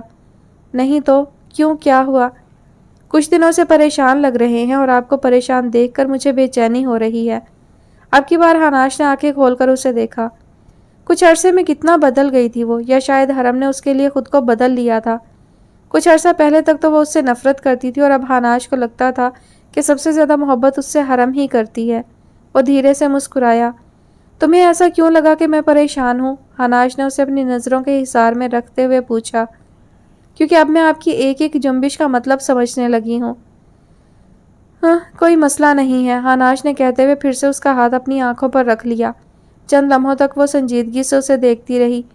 اپنے چہرے پر نظروں کی تپش محسوس کر کے اس نے آنکھیں کھول کر حرم کو دیکھا، پھر اٹھ کر بیٹھ گیا۔ کیا ہوا؟ حناش، شادی کا مطلب پتہ ہے آپ کو؟ شادی کا مطلب یہ نہیں ہوتا کہ ایک شخص بالکل خوش رہے اور دوسرا اس کے حصے کی تکلیف بھی خود لے لے۔ اگر آپ مجھ سے اپنی پریشانی شیئر نہیں کر سکتے تو پھر مجھ سے اپنی خوشیاں اور کامیابیاں بھی شیئر نہ کیا کریں۔ اس کے سنجیدگی اور خفگی سے کہنے پر حناش پھر سے مسکرا دیا۔ یار، وہی فون کالز جو ہمیشہ موصول ہوتی ہیں۔ قریشی تنگ کر رہا ہے کیس کے معاملے میں۔ حناش نے سر ہلا دیا۔ کیا کہہ رہا ہے؟ اب کی بار وہ سنجیدہ ہو گیا۔ مجھے اس کی دھمکیوں سے پہلے بھی کوئی فرق نہیں پڑتا تھا اور اب بھی نہیں پڑ رہا، لیکن حرم وہ مجھے صرف خالی دھمکیاں نہیں دیتا رہا ہے، بلکہ اس نے بہت بار میرا چھوٹا بڑا نقصان بھی کیا ہے۔ پریشانی مجھے اس بات کی ہو رہی ہے کہ اس نے اس بار علین کا اور تمہارا نام لیا ہے۔ حناش، موت تو برحق ہے نا، وہ تو اپنے مقررہ وقت پر ہی آئے گی، اور اگر اللہ نہ چاہے تو کوئی کیسے کسی کے ساتھ اچھا یا برا کر سکتا ہے؟ حرم نے نرمی سے بولنا شروع کیا۔ حناش، قسمت میں جو ہونا لکھا ہے وہ ہر حال میں ہو کر رہے گا۔ اگر آپ نے کسی مظلوم کو اس کا حق دلانے کا فیصلہ کر لیا ہے تو اب ہماری وجہ سے اپنے فیصلے سے پیچھے مت ہٹیے گا، ہم سب آپ کے ساتھ ہیں۔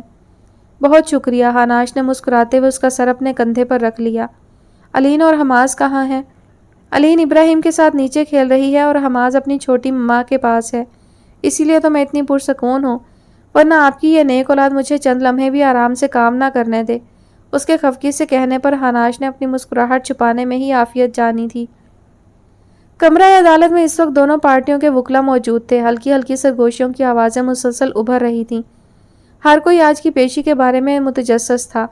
دائیں قطار کی سب سے پہلی کرسی پر حرم بیٹھی تھی۔ معمول کے مطابق وہ پراسیکیوٹر کے سیاہ گاؤن میں ملبوس تھی۔ اس سے کچھ فاصلے پر وکٹم کباب نذیر حسین بیٹھا تھا، جبکہ بائیں قطار کے شروع میں جبران قریشی اور اس کا وکیل احمد شمسی بیٹھا تھا۔ جج صاحب اپنے گارڈز کے ہمراہ اندر داخل ہوئے، سب ان کے احترام میں کھڑے ہو گئے۔ کارروائی کا آغاز ہوا۔ حرم اٹھ کر سامنے آئی اور سنجیدگی سے بولنا شروع کیا۔ یور آنر، وکٹم غیر معمولی ذہانت اور صلاحیتوں کا مالک تھا، کمپیوٹر پروگرامنگ اور کیلکولیشنز میں ماہر۔ اور اس بات کا ثبوت یہ رہا یور آنر، یہ ایک آن لائن نیشنل لیول کی اکیڈمی کا سرٹیفکیٹ ہے جس کے ایک پروگرامنگ کمپٹیشن میں وکٹم نے پہلی پوزیشن حاصل کی تھی۔ اس کی اسی غیر معمولی قابلیت کو معروف سیاستدان جبران قریشی جب اپنے کالے کاموں کے لیے استعمال کرنا چاہتے تھے تو وکٹم نے صاف انکار کر دیا۔ جبران قریشی کی طرف سے وکٹم کو دھمکیاں ملنے لگیں، لیکن وہ پھر بھی اپنے جواب پر قائم رہا۔ اس نے ہلکا سا توقف کیا، پھر بولنا شروع ہوئی۔ دھمکیاں جب حقیقت میں بدلنے لگیں تو اس نے جبران قریشی کے آفس کے سسٹم کو ہیک کر کے اس کے خلاف ثبوت اکٹھے کیے اور انہیں لے کر پولیس اسٹیشن چل دیا۔ بہت افسوس کے ساتھ یور آنر، آج قانون کے کچھ نام نہاد رکھوالے ہی اس کی دھجیاں بکھیرتے نظر آتے ہیں۔ جب وکٹم نے پولیس اسٹیشن میں جا کر ایف آئی آر درج کروانی چاہی تو ایف آئی آر درج نہ ہو سکی، لیکن جبران قریشی صاحب کو مخبری ہو گئی اور اس مخبری کا نتیجہ وکٹم کے قتل کی صورت میں نکلا۔ حرم نے کہتے ہوئے ایک لفافہ جج کے اسسٹنٹ کی طرف بڑھایا جسے اس نے پکڑ کر جج کی ٹیبل پر رکھ دیا۔ آبجیکشن یور آنر، قریشی کا وکیل احمد شمسی ایک دم اپنی جگہ سے اٹھ کر بولا۔ جج نے اسے آگے بولنے کا اشارہ کیا۔ یور آنر، پراسیکیوٹر صاحبہ نے ابھی جس کمپنی کا ذکر کیا اس کمپنی پر 2018 میں ایک سیکیورٹی کمپنی کی طرف سے سینسٹیو انفارمیشن کی ہیکنگ کا کیس ہوا تھا۔ عدالت ایک ایسی کمپنی کی دستاویز کو کیسے قبول کر سکتی ہے جس کی کریڈیبلٹی ہی مشکوک ہو؟ حرم نے شمسی کو کینہ توز نظروں سے دیکھا، پھر طنزیہ مسکراہٹ کے ساتھ بولی۔ شمسی صاحب، 2013 میں جبران قریشی صاحب پر سمگلنگ کا کیس ہوا تھا۔ 2015 میں ان کے خلاف قتل کے 3 مقدمے درج ہوئے تھے۔ 2018 اور 2020 میں قریشی صاحب پر کرپشن، ہیومن آرگن سمگلنگ اور قتل کے کیسز ہوئے تھے۔ کریڈیبلٹی تو پھر ان کی بھی مشکوک ہوئی، تو کیا عدالت ان کی طرف سے پیش کیے جانے والے ثبوتوں اور گواہوں کو تسلیم نہ کرے؟ پراسیکیوٹر صاحبہ سوچ سمجھ کر بولی، آپ جانتی بھی ہیں کہ آپ کس کے خلاف اتنے دھڑلے سے بکواس کر۔ شمسی مشتعل ہو کر چیخا، لیکن اس کی آواز کو جج صاحب کی باروب اور غسیلی آواز نے دبا دیا۔ شمسی صاحب، آپ بھول رہے ہیں، تو میں آپ کو یاد دلوا دوں کہ آپ اس وقت عدالت میں موجود ہیں، اپنے گھر کے ڈرائنگ روم میں نہیں، اور آپ کے سامنے قاضی وقت بیٹھا ہے، آپ کا جگری یار نہیں جو آپ چیخ رہے ہیں۔ عدالت کا احترام نہیں کر سکتے تو آئندہ عدالت کا رخ مت کیجیے گا، اور عدالت جانتی ہے کہ کس ثبوت کو سچ ماننا ہے اور کس کو جھوٹ، اس لیے آپ کو اس چیز کے لیے ہلکان ہونے کی ضرورت نہیں ہے۔ Objection rejected. معافی چاہتا ہوں یور آنر۔ احمد شمسی کا سارا تنتنا جھاگ کی طرح بیٹھ گیا۔ یور آنر، عدالت کے ساتھ غلط بیانی کی کیا سزا ہے میں بخوبی جانتی ہوں۔ اگر عدالت چاہے تو کسی بھی سافٹ ٹیک کمپنی سے اس سرٹیفکیٹ کی تصدیق کروا سکتی ہے۔ حرم سنجیدگی سے کہہ کر اپنی جگہ پر واپس بیٹھ گئی۔ اسی وقت کوئی کمرہ عدالت میں داخل ہوا۔ شمسی نے مڑ کر دیکھا تو چونکا۔ جج نے اسے منتظر نظروں سے دیکھا جیسے اس کے بولنے کا انتظار کر رہے ہوں۔ یور آنر، کیا مجھے 2 منٹ مل سکتے ہیں؟ اس کے کہنے پر جج نے سر ہلایا۔ وہ اٹھ کر آنے والے آدمی کے پاس گیا۔ چند جملوں اور ایک لفافے کے تبادلے کے بعد وہ ہلکا سا مسکراتا ہوا واپس آیا۔ اس کی مسکراہٹ دیکھ کر حرم چونکی۔ یور آنر، میرے پاس ایلی بائی موجود ہے جو یہ گواہی دینے کے لیے تیار ہے کہ حادثے کے دن میرے کلائنٹ جبران قریشی صاحب اس کے ساتھ میٹنگ میں مصروف تھے۔ اس کے بعد وہ اسی ایلی بائی کے ساتھ 1-2 جگہ دیکھنے گئے تھے۔ وہ ایلی بائی آج ہی آ جاتا، لیکن اچانک اس کی بیوی کی طبیعت ناساز ہو گئی، جس کی وجہ سے وہ نہ آ سکا۔ اگر عدالت اگلی پیشی تک کی مہلت دے دے تو مہربانی ہوگی۔ Objection your owner. حرم پریشانی سے کھڑی ہوئی۔ جج نے اسے بولنے کا اشارہ دیا۔ یور آنر، یہ ایلی بائی پہلے عدالت کیوں نہیں آیا؟ اب جبکہ کیس اپنے آخری مراحل میں ہے تو انہیں یاد آ گیا کہ ان کے پاس ایلی بائی بھی موجود ہے۔ پراسیکیوٹر صاحبہ، آپ شاید بھول رہی ہیں کہ ملزم کے پاس آخری لمحے تک کا وقت ہوتا ہے کہ وہ اپنی بے گناہی ثابت کر سکے۔ شمسی چڑھانے والی مسکراہٹ کے ساتھ بولا۔ Objection overruled. حرم مایوسی سے واپس بیٹھ گئی۔ اسے کچھ اچھی وائبس نہیں آ رہی تھی۔ یہ عدالت اس کیس کی کارروائی کو اگلی پیشی تک ملتوی کرتی ہے۔ اس مہینے کی 22 تاریخ کو اگلی پیشی ہوگی۔ اس کے ساتھ ہی ہیمر لکڑی کی پلیٹ سے ٹکرایا اور اسٹینو نے ان الفاظ کو محفوظ کر لیا۔ ہناش راکنگ چیئر پر بیٹھا خاموشی سے اس کی حرکات و سکنات کا جائزہ لے رہا تھا جو پریشانی سے اسٹڈی روم میں مسلسل چکر کاٹ رہی تھی۔ حرم، بیٹھ جاؤ، تھک جاؤ گی۔ بلاخر اسے بولنا ہی پڑا۔ ہناش، مجھے ٹینشن ہو رہی ہے۔ پچھلی پیشی تک تو اس ایلی بائی کا نام و نشان تک نہیں تھا، اب اچانک کہاں سے نمودار ہو گیا؟ ایسا بھی تو ہو سکتا ہے نا کہ انہوں نے اس ایلی بائی کو آخری پیشی کے لیے بچا کر رکھا ہو۔ میری چھٹی حص مسلسل کہہ رہی ہے کہ کچھ نہ کچھ تو غلط ہے۔ کہیں ایسا تو نہیں کہ انہوں نے جھوٹا ایلی بائی تیار کر لیا ہو؟ ان سے اچھائی کی امید کی ہی نہیں جا سکتی۔ اپنے الفاظ پر وہ خود ہی چونکی۔ بالکل یہی بات ہے، لیکن ہناش اگر اسے علی بھائی نے جھوٹی گواہی دے دی تو ہم کیس ہار جائیں گے، ساری محنت پر پانی پھر جائے گا۔ اب کی بار اس کا لہجہ روحانسا ہو گیا۔ ہناش نے خاموشی سے اسے دیکھا، پھر اپنی جگہ سے اٹھا، اس کو ہاتھ پکڑ کر صوفے پر بٹھایا، پھر خود بھی اس کے ساتھ ہی بیٹھ گیا۔ تم خود ہی تو کہتی ہو کہ جو ہونا ہے وہ ہو کر رہے گا، میرے یا تمہارے پریشان ہونے سے قسمت کا لکھا بدل تو نہیں جائے گا، اور اگر انہوں نے جھوٹی گواہی دلوا کر کیس جیت بھی لیا تو ہم ہائی کورٹ میں اپیل کر دیں گے۔ آخر کب تک وہ لوگ جھوٹے گواہ اور ثبوت پیش کرتے رہیں گے؟ ہناش کے تسلی بخش لہجے پر اسے تھوڑی ڈھارس ملی۔ وہ دونوں چونک کر دروازے کی جانب متوجہ ہوئے، جہاں 6 سالہ علین منہ پھلائے کھڑی دستک دے رہی تھی۔ ہناش مسکراتا ہوا اٹھا اور اس کے لیے دروازہ کھولا۔ وہ اسی طرح منہ پھلائے اسٹڈی روم میں داخل ہوئی اور ناراضگی کے اظہار کے طور پر صوفے سے کچھ فاصلے پر کھڑی ہو گئی، جہاں حرم بیٹھی تھی۔ میری پرنسس کا موڈ کیوں آف ہے؟ ہناش نے مسکراہٹ دبا کر اسے گود میں اٹھایا، پھر راکنگ چیئر پر بیٹھ گیا۔ بابا، آپ آخری بار ہمارے ساتھ کب آؤٹنگ پر گئے تھے؟ علین کے سنجیدگی سے پوچھنے پر اس نے کان کی لو کھچائی۔ دیکھا آپ کو یاد نہیں ہے، آخری بار ہم 1 مہینہ پہلے پکنک پر گئے تھے۔ علین غصے اور ناراضگی سے کہتی اس کی گود سے اترنے لگی، لیکن ہناش نے اسے دوبارہ بٹھا لیا۔ سوری بیٹا، بابا آج کل کام میں بہت مصروف رہتے ہیں، لیکن آپ کل شام کو تیار رہنا، ہم سب کل لازمی چلیں گے آؤٹنگ پر۔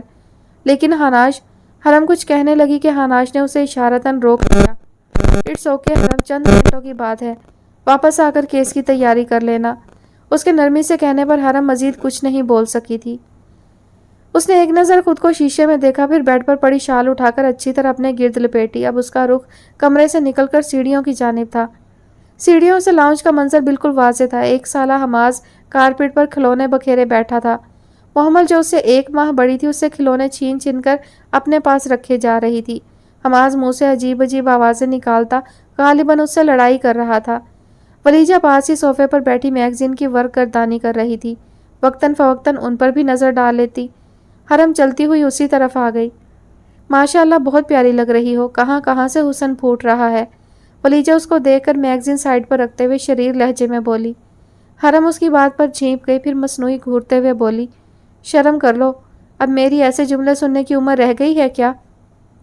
اف حرم، جن کی اولادیں 26 سال کی ہوتی ہیں وہ بھی خود کو بنا سنوار کر رکھتی ہیں، اور تمہاری تو صرف 6 سال کی بیٹی ہے، لیکن تم نے ابھی سے خود پر بڑھاپا طاری کیا ہوا ہے۔ ولیجہ نے اس کو گھرکا۔ میرے پاس ایسے چونچلوں کے لیے بالکل وقت نہیں ہے۔ اس کے بے نیازی سے کہنے پر ولیجہ نے اسے تعصب سے دیکھا۔ اف، حماز کو تو میں تیار کرنا ہی بھول گئی۔ حماز کو دیکھتے ہی اسے نئی پریشانی نے آ گھیرا۔ اس کو یہیں چھوڑ جاؤ، تم لوگوں کو صحیح سے انجوائے بھی نہیں کرنے دے گا، لیکن یہ یہاں تمہیں تنگ کرے گا۔ کوئی بات نہیں، میں اسے سنبھال لوں گی، ویسے بھی اس کی اپنی چھوٹی مما سے کافی دوستی ہے۔ ولیجہ کے تسلی بخش لہجے پر وہ گہرا سانس لیتی علین کی طرف متوجہ ہوئی۔ سیاہ رنگ کے فراق میں بالوں کو ہیئر بینڈ میں جکڑے وہ بہت پیاری لگ رہی تھی۔ مما، بابا بلا رہے ہیں، علین نے اطلاع دی۔ ولیجہ، آر یو شور کہ تم اسے سنبھال لو گی؟ اس کی اور محمل کی بنتی بھی تو نہیں ہے۔ اس نے جاتے جاتے رک کر پھر سے استفسار کیا۔ تم بے فکر ہو کر جاؤ، ہناش بھائی تمہارا انتظار کر رہے ہوں گے۔ ویسے تو تمہیں دیکھ کر ان کی انتظار کی ساری کوفت دور ہو جائے گی۔ پورے ہتھیاروں سے لیس ہو کر میدان میں اتری ہو۔ ولیجہ اسے چھیڑنے سے باز نہیں آئی تھی۔ حرم مسکراہٹ دبا کر مصنوعی خفگی سے گھورتی علین کا ہاتھ تھام کر باہر کی طرف بڑھ گئی۔ ہناش گاڑی کے پاس کھڑا ان کا انتظار کر رہا تھا۔ گہرے نیلے رنگ کے 3 پیس میں بالوں کو سلیقے سے پیچھے کی طرف سیٹ کیے وہ ہمیشہ کی طرح خوبرو اور جاذب نظر لگ رہا تھا۔ حرم علین کا ہاتھ پکڑ کر اس طرف آئی۔ اس کو دیکھ کر سرمئی آنکھوں میں ستائش ابھری۔ وہ کاسنی رنگ کا ہلکی ہلکی کڑھائی والا سوٹ پہنے ہوئے تھی۔ سیاہ بالوں کو کیچر میں مکید کیے ہلکے سے میک اپ میں وہ واقعی پیاری لگ رہی تھی۔ ہناش نے گھوم کر اس کے لیے گاڑی کا دروازہ کھولا۔ وہ شکریہ ادا کرتی گاڑی میں بیٹھ گئی۔ اچھی لگ رہی ہو، ہناش گاڑی میں بیٹھ کر اس کو دیکھتے ہوئے بولا۔ علین پچھلی سیٹ پر بیٹھی تھی۔ لگنے سے کیا مراد؟ کیا میں اچھی اور خوبصورت نہیں ہوں؟ حرم نے مصنوعی خفگی اور ادا سے استفسار کیا۔ عملاً بتاؤں یا زبانی کلامی؟ ہناش اس کی طرف ہلکا سا جھک کر دلکشی سے مسکراتے ہوئے بولا۔ حرم نے سرخ چہرے کے ساتھ اس کو گھورا۔ علین کا تو خیال کر لیں۔ اس کے دبے دبے تنبیہی لہجے پر وہ مسکراہٹ دبا کر سیدھا ہوا اور گاڑی سٹارٹ کر کے راستے پر ڈال دی۔ وہ تینوں ریسٹورانٹ میں داخل ہوئے۔ پورے ریسٹورانٹ میں کھانے کی اشتہا انگیز خوشبو پھیلی ہوئی تھی۔ آرام دہ ماحول میں کھانے سے لطف اندوز ہوتے لوگ خوش گپیوں میں مصروف تھے۔ گلاس وال کے ساتھ والی ٹیبل کا انتخاب کر کے وہ اس کی جانب بڑھ گئے کیونکہ وہاں سے باہر گارڈن میں مختلف اقسام کے رنگ برنگے پھول صاف نظر آ رہے تھے۔ ان دونوں کو بٹھانے کے بعد ہناش خود بھی گھوم کر ٹیبل کی دوسری طرف بیٹھ گیا۔ کیا کھائے گی میری پرنسس؟ اس نے مینیو کارڈز اٹھاتے ہوئے پوچھا۔ وہی جو بابا کھائیں گے، وہی جواب جو ہمیشہ ملتا تھا، اور بابا بھی وہی کھائیں گے جو مما کھائیں گی، اس لیے میں خود ہی کچھ آرڈر کر لیتی ہوں۔ آپ دونوں مینیو کارڈ کو چھاننے کا تکلف مت کریں۔ حرم کے کہنے پر ہناش نے مسکراہٹ دبا کر مینیو کارڈ واپس رکھا اور ہاتھ کے اشارے سے ویٹر کو بلایا۔ ویٹر ہناش کو دیکھ کر چونکا۔ ہناش نے اسے سنجیدگی سے دیکھا تو وہ گڑبڑا کر جلدی سے آرڈر نوٹ کرنے لگا۔ کچھ دیر بعد وہ تینوں بھی کھانے سے لطف اندوز ہوتے ریسٹورانٹ کے منظر کا حصہ بن چکے تھے، اس بات سے قطعی انجان کہ اب سے کچھ دیر بعد کیا ہونے والا ہے۔ ویٹر ارد گرد دیکھتا ہوا تیزی سے ریسٹ روم کی طرف بڑھ گیا۔ وہ فون پر کسی سے بات کر رہا تھا۔ چند لمحوں بعد اس نے چہرے پر آیا پسینہ صاف کیا، پھر متوازن چال چلتا ہوا باہر آیا اور اپنے کام میں مصروف ہو گیا۔ گولیوں کی تڑتڑاہٹ سے خوف و ہراس کی ایک شدید لہر پورے ماحول میں دوڑ گئی۔ لوگ چیخ و پکار کرتے خود کو گولیوں سے بچانے کے لیے ادھر ادھر بھاگ رہے تھے۔ حرم نے پریشانی سے ہناش کو دیکھا۔ وہ اسے پرسکون رہنے کا اشارہ کرتا ہوا پیچھے ہونے ہی لگا تھا کہ ایک گولی شیشہ توڑتی ہوئی اندر داخل ہوئی۔ ہناش! حرم زور سے چیخی، لیکن تب تک دیر ہو گئی تھی۔ گولی اس کے سینے سے آر پار ہوتی ہوئی زمین پر گری تھی۔ ہناش نے آہستہ سے گردن جھکا کر دیکھا۔ اس کی شرٹ خون سے سرخ ہو چکی تھی۔ بے ساختہ حرم کے دونوں ہاتھ منہ پر گئے۔ وہ تکلیف سے دوہرا ہوتا زمین پر جھکتا چلا گیا۔ حرم بدحواسی تیزی سے اس کی طرف بڑھی۔ عین اسی وقت ایک اور آگ کا شعلہ شیشے سے آر پار ہوتا ہوا آیا اور حرم کی ریڑھ کی ہڈی میں گڑ گیا۔ علین پھٹی آنکھوں سے ان دونوں کو دیکھ رہی تھی جو زمین پر ڈھیر ہو چکے تھے۔ گولیوں کی تڑتڑاہٹ اب ختم ہو چکی تھی۔ دور کہیں سے ایمبولینس کا سائرن سنائی دے رہا تھا، لیکن اس کے ارد گرد تو سب کچھ ساکت ہو گیا تھا۔ کوئی آواز اسے سنائی دے رہی تھی اور نہ ہی ان دونوں کے سوا کچھ دکھائی دے رہا تھا۔ اسے نہیں پتا چلا کہ کب ان دونوں کو ایمبولینس میں لے جایا گیا۔ وہ تو جہاں کھڑی تھی وہیں کھڑی رہ گئی۔ وہ اپنے کمرے میں بیڈ پر آرام دہ حالت میں لیٹا ہوا تھا۔ سفید اور ہلکے نیلے رنگ سے سجا کمرے میں ہر چیز برانڈڈ تھی، اور کیوں نہ ہوتی۔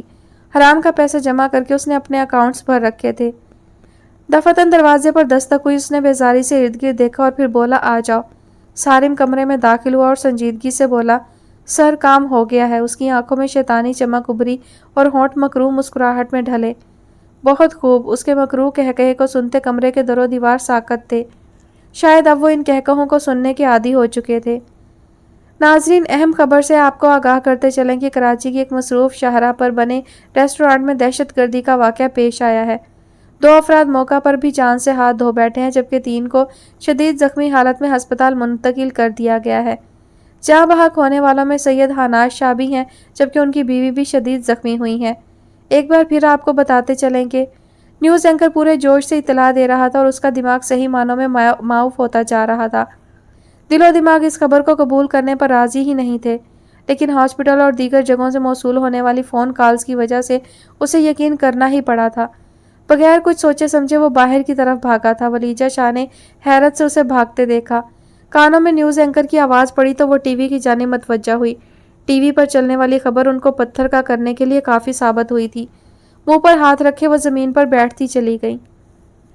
چند گھنٹے پہلے، سر آپ کو کچھ بہت ضروری بتانا ہے۔ وہ سنوکر کلب میں کھڑا تھا جب اس کا سیکریٹری تیزی سے اندر آ کر بولا۔ ڈسکو لائٹس میں کلب کا منظر کچھ حد تک واضح تھا۔ 3 پیس سوٹ پہنے، ہاتھ میں سنوکر سٹک پکڑے وہ ٹیبل کے سامنے کھڑا تھا۔ چہرے پر پڑتی سرخ اور نیلی روشنیوں میں صرف گہری مونچھیں اور چمکتی ہوئی آنکھیں ہی نظر آ رہی تھیں۔ ٹیبل کی دوسری جانب جدید تراش خراش والے سیاہ لباس میں ملبوس اس کی بیٹی نیہا کھڑی تھی۔ میک اپ سے آٹے چہرے پر اچانک بیزاری چھائی تھی۔ ہاں بولو سارم۔ سر وہ ہناش اپنی بیوی اور بیٹی کے ساتھ باہر نکلا ہے۔ ہمارے پاس یہ اچھا موقع ہے انہیں ختم کرنے کا۔ کیس جیتنا ہمارے بس میں نہیں ہے، سارم پرجوش لہجے میں بولا۔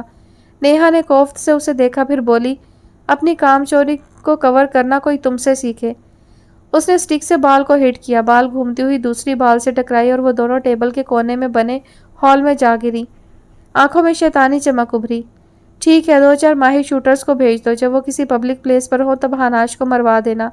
اس کی بیوی خود ہی پیچھے ہٹ جائے گی۔ اور ہاں، اپنے آدمیوں کو کہنا کہ ساتھ میں 2-4 عام لوگوں کو بھی مار دے تاکہ یہ دہشت گردی لگے۔ اگر اس بار بھی کوئی غلطی ہوئی تو تم اپنے کفن کا انتظام خود کر لینا۔ اس کے شفاق لہجے پر سارم نے جھرجھری لی۔ ڈیڈی اس کی بیوی کو بھی مروائیں۔ آپ جانتے نہیں ہیں اس جاہل عورت نے مجھ سے کتنی بدتمیزی کی تھی مال میں، اور اس نے مجھے تھپڑ بھی مارا تھا۔ نیہا کے غصے سے کہنے پر سارم پورا کانپ گیا تھا۔ انسان کہلائے جانے کے لائق نہیں تھے یہ لوگ۔ لوگوں کو تو ایسے مارنے کا کہہ رہے تھے جیسے انسان نہ ہو، بھیڑ بکریاں ہوں۔ یار اس پروسیکیوٹر کو بھی پار لگا دینا۔ سارم سر ہلا کر دروازے کی جانب بڑھ گیا۔ سارم، جی باس۔ اس بچی کو مت مارنا، وہ تو ویسے ہی بے ضرر ہے۔ نیہا نے بیزاری سے سر جھٹکا۔ سارم وہاں سے چلا گیا اور وہ دونوں پھر سے اپنے کھیل میں مصروف ہو گئے۔ حال میری بدنصیبی تو دیکھو علین کہ نہ میں اپنے بھائی بھابھی کو بچا سکا اور نہ ہی ان کی اولاد کو۔ ابراہیم اور ولیجہ گواہ ہیں کہ میں ایک دن بھی سکون سے نہیں سو سکا۔ کہاں کہاں نہیں ڈھونڈا میں نے تمہیں، پورا کراچی چھان مارا، لیکن تمہارا نام و نشان تک نہ مل سکا۔ سفین شاہ روندے ہوئے لہجے میں بول رہے تھے۔ حماد سر جھکائے بیٹھا تھا، ایک کے بعد ایک آنسو اس کے ہاتھ کی پشت پر گرتے جا رہے تھے۔ ابراہیم بھی سنجیدہ سا ہو کر بیٹھا تھا۔ اس کیس کا کیا ہوا جسے مما لڑ رہی تھی؟ چند لمحوں بعد علین کی سپاٹ سی آواز گونجی۔ وہ کیس دوسرے پروسیکیوٹر کو مل گیا تھا۔ اور فیصلہ؟ ظاہر ہے فیصلہ تو قریشی کے حق میں ہی ہوا تھا جس نے یہ سب کروایا تھا۔ ان کا لہجہ تلخی لیے ہوئے تھا۔ تو آپ نے اس فیصلے کو چیلنج کیوں نہیں کیا؟ اور ماما بابا کے قتل کا کیس کیوں نہیں کروایا اس کے خلاف؟ اب کی بار علین بولی تو لہجے میں طنز کا عنصر نمایاں تھا۔ حکومت نے اس سانحے پر دہشت گردی کا ٹیگ لگا دیا تھا اور میں اپنے حواسوں میں ہی کہا تھا۔ بھائی کا قتل، اس کی اولاد کی گمشدگی، بزنس میں نقصان، ایک کے بعد ایک عذاب قہر بن کر ٹوٹا تھا مجھ پر۔ میں تو اپنی ذات سے بھی لا تعلق ہو گیا تھا۔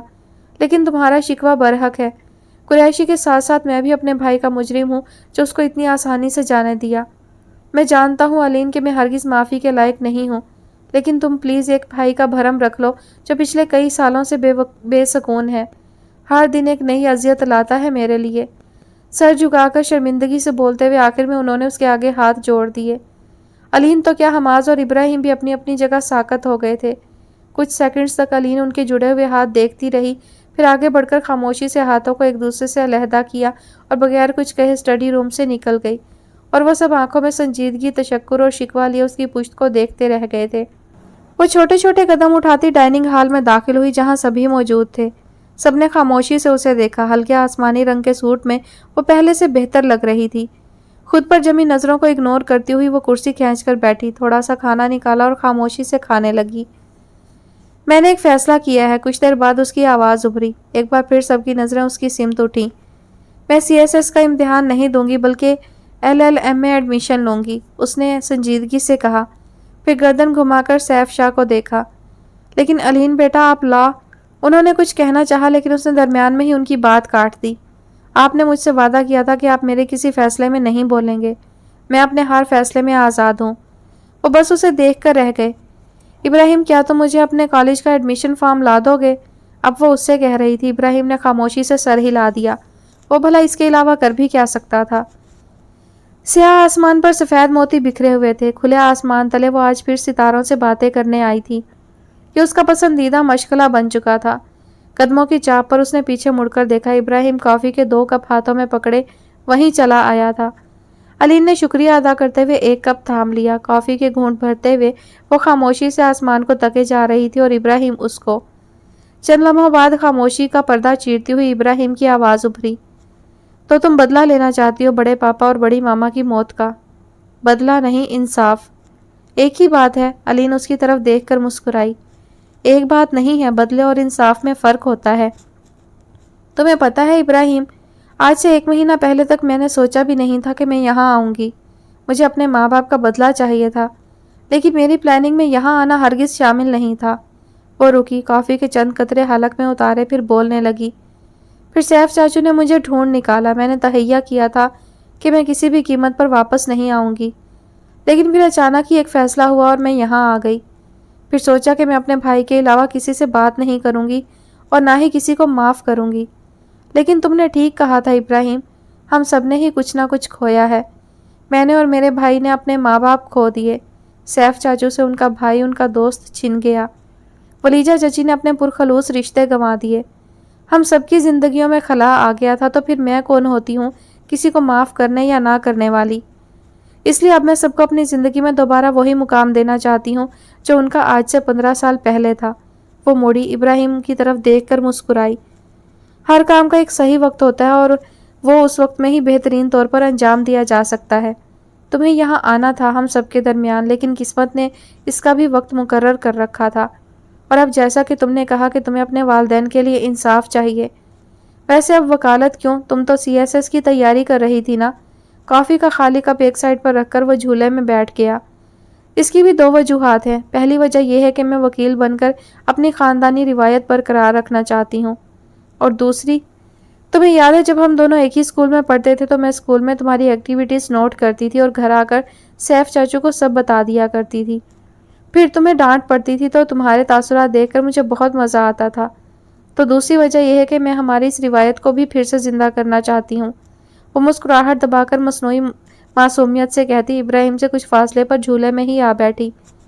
جاسوسی کرنے اور شکایت لگانے میں تو تم ہمیشہ سے ماہر رہی ہو، وہ خشمگی لہجے میں بولا۔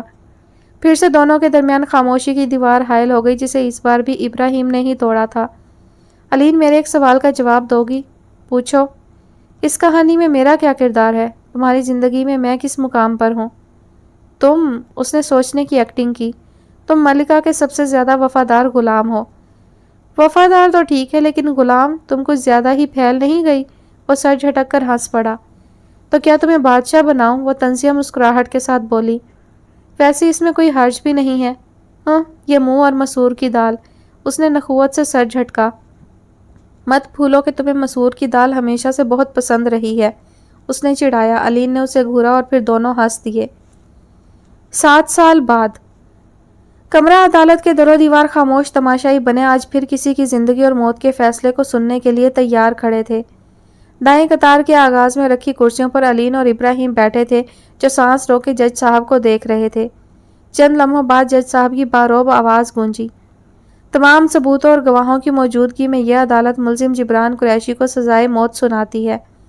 ان دونوں کی رکی ہوئی سانسیں بحال ہوئیں۔ علین نے نم آنکھوں سے ابراہیم کو دیکھا، وہ بھی اس کو دیکھ کر مسکرایا۔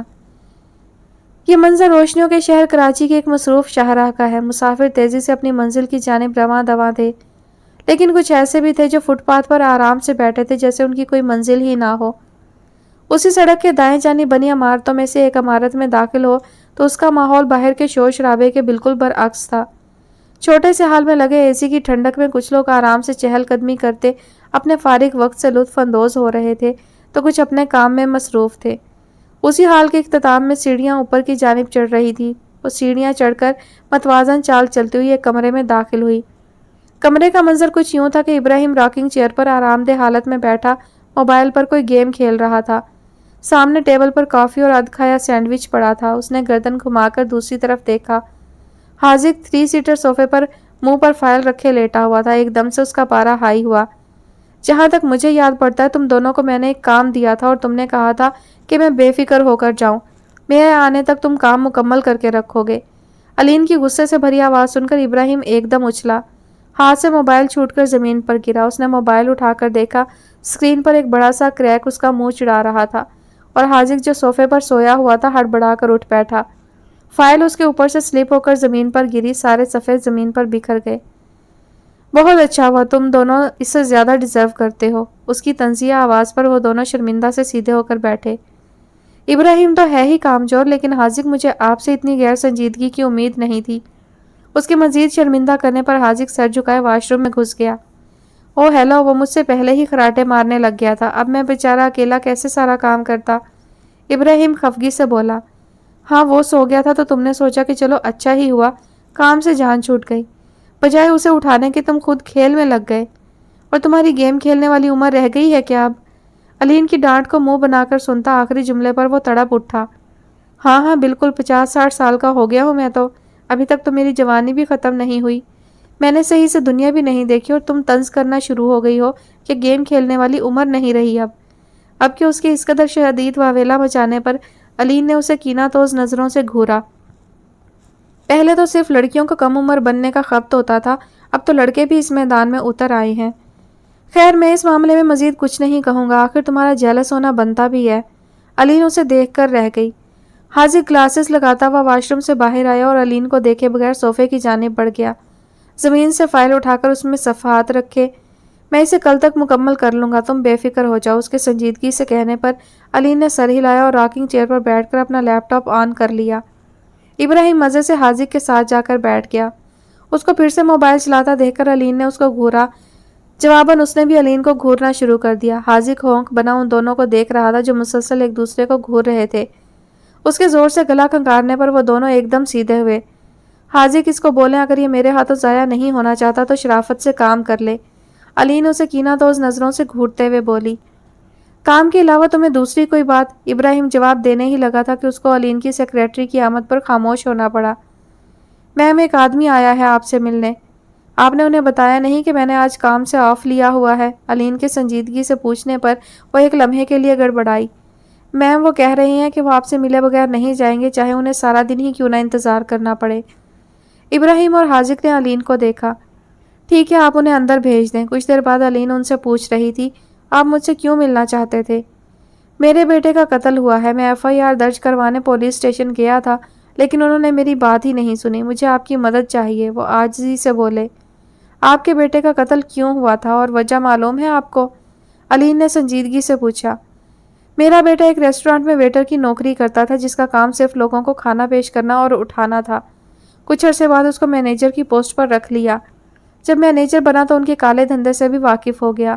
ریسٹورانٹ کے مالک نے اسے بھی اپنے ساتھ ملنے کی آفر کی جس پر وہ بھڑک اٹھا اور FIR درج کروانے پولیس کے پاس پہنچ گیا۔ FIR تو کیا کٹنی تھی، پولیس نے اس کی مخبری ہی کر دی۔ ریسٹورانٹ کے مالک نے اس کی غداری پر مشتعل ہو کر اس کو جان سے مروا دیا۔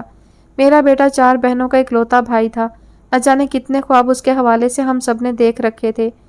ماں جوان اولاد کا صدمہ برداشت نہ کر سکی اور اس کے پیچھے پیچھے چلی گئی۔ بیٹا میں بہت پر امید ہو کر آپ کے پاس آیا ہوں، اس بڑھاپے کی لاج رکھ لیں۔ بولتے بولتے ان کی آنکھیں آبدیدہ اور گلا رند گیا۔ سر جھکا کر بیٹھے وہ مفلسی اور غم کا مجسمہ لگ رہے تھے۔ ان تینوں کے درمیان خاموش نظروں کا تبادلہ ہوا۔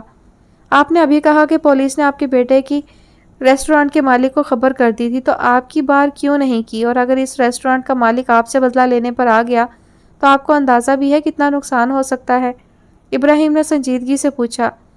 انجام کی پرواہ نہیں ہے آپ مجھے، اپنے بڑھاپے کا سہارا تو کھو چکا ہوں، مزید ہے ہی کیا میرے پاس؟ آپ ان لوگوں کو سزا کیوں دلوانا چاہتے ہیں؟ اب کی بار حاذق نے پوچھا۔ تاکہ ایسے درندہ صرف لوگ عبرت پکڑیں اور مزید کسی بے گناہ پر ظلم نہ ہو سکے۔ ایک دم سے ان کے لہجے میں چٹانوں کی سی سختی در آئی۔ آپ بے فکر رہیں، اگر تو یہ کیس ایسا ہی ہوا جیسا کہ آپ نے بتایا ہے تو اس کیس کو جیتنے کے لیے میں ہر حد تک جاؤں گی۔ ان کی آنکھوں میں چمک ابھری۔ شکریہ بیٹی، اللہ تمہیں خوش رکھے۔ تشکر سے ان کی آنکھوں میں آنسو آ گئے۔ علین نے آسودگی سے مسکراتے ہوئے ان کے سامنے سر جھکا دیا۔ وہ اس کے سر پر ہاتھ پھیر کر چلے گئے۔ علین تمہیں کیا لگتا ہے کہ یہ آدمی سچ بول رہا تھا؟ اس آدمی کے جانے کے بعد ابراہیم پرسوچ انداز میں بولا۔ لگ تو یہی رہا تھا۔ حاذق نے کندھے اچکائے۔ لگنے سے کچھ نہیں ہوتا، اس دنیا میں ہر شخص کے کم از کم 2 چہرے تو ضرور ہیں، وہ بولی۔ ابراہیم اس آدمی کے بارے میں معلومات لو، اگر یہ سچا ہوا تو ہم ہر حال میں اس کی مدد کریں گے اور اگر جھوٹا ہوا تو آگے کا کام تم جانتے ہو۔ اس نے مزید کہا۔ ابراہیم نے سر ہلا دیا، پھر کچھ سوچ کر بولا، علین اس ریسٹورانٹ کا مالک کافی خطرناک ہے اور اس کے کئی بدنام زمانہ لوگوں سے تعلقات بھی ہیں۔ میرا نہیں خیال کہ تمہیں اس کام میں گھسنا چاہیے۔ ابراہیم بولا تو حاذق نے بھی اس کی بات کی حمایت کی۔ علین نے سنجیدگی سے ان دونوں کو دیکھا، پھر بولی، میں نے بدنام زمانہ گنڈوں اور انتہائی کرپٹ سیاستدانوں کو سزا دلوائی ہے۔ تم دونوں کو کیا لگتا ہے کہ میں اس کام میں نہیں ہوں؟ بے فکر ہو جاؤ دونوں، مجھے کچھ نہیں ہوگا۔ خیر بیک ٹو ورک، مجھے یہ فائلز آج ہر حال میں چاہیے۔ علین کرسی کھسکا کر لیپ ٹاپ پر مصروف ہو گئی۔ حاذق نے مزے سے ایک فائل ابراہیم کی گود میں رکھی اور وہ بس اسے دیکھ کر رہ گیا۔ علین آ بھی جاؤ اب باہر، میں کب سے تمہارا انتظار کر رہا ہوں۔ فون کان سے لگائے وہ چڑھ کر بولا۔ وہ اس وقت ان کے آفس کی عمارت کے سامنے اپنی گاڑی کے پاس کھڑا علین کا انتظار کر رہا تھا، لیکن کافی دیر گزر جانے کے باوجود وہ ابھی تک باہر نہیں آئی تھی۔ آ رہی ہوں، بس 2 منٹ، مزید صبر کر لو۔ فون کان سے لگائے وہ تیزی سے میز پر بکھرے صفحات اکٹھے کر رہی تھی۔ صفحات کو ترتیب دے کر فائل میں لگانے کے بعد اس نے گہرا سانس لیا اور پھر موبائل اور بیگ اٹھاتی جلدی سے آفس سے نکلی۔ چند لمحہ بعد وہ عمارت کے خارجی دروازے سے نکل کر ابراہیم کی گاڑی کی طرف بڑھتی دکھائی دے رہی تھی۔ پچھلے آدھے گھنٹے سے میں یہاں کھڑا تمہارا انتظار کر رہا ہوں۔ اگر تمہارا کام زیادہ تھا تو بتا دیتی، کم از کم میں یہاں کھڑا دھوپ میں نہ جل رہا ہوتا۔ ابراہیم کے خفگی سے کہنے پر اس نے مسکراہٹ دباتے ہوئے گاڑی کا دروازہ کھولا۔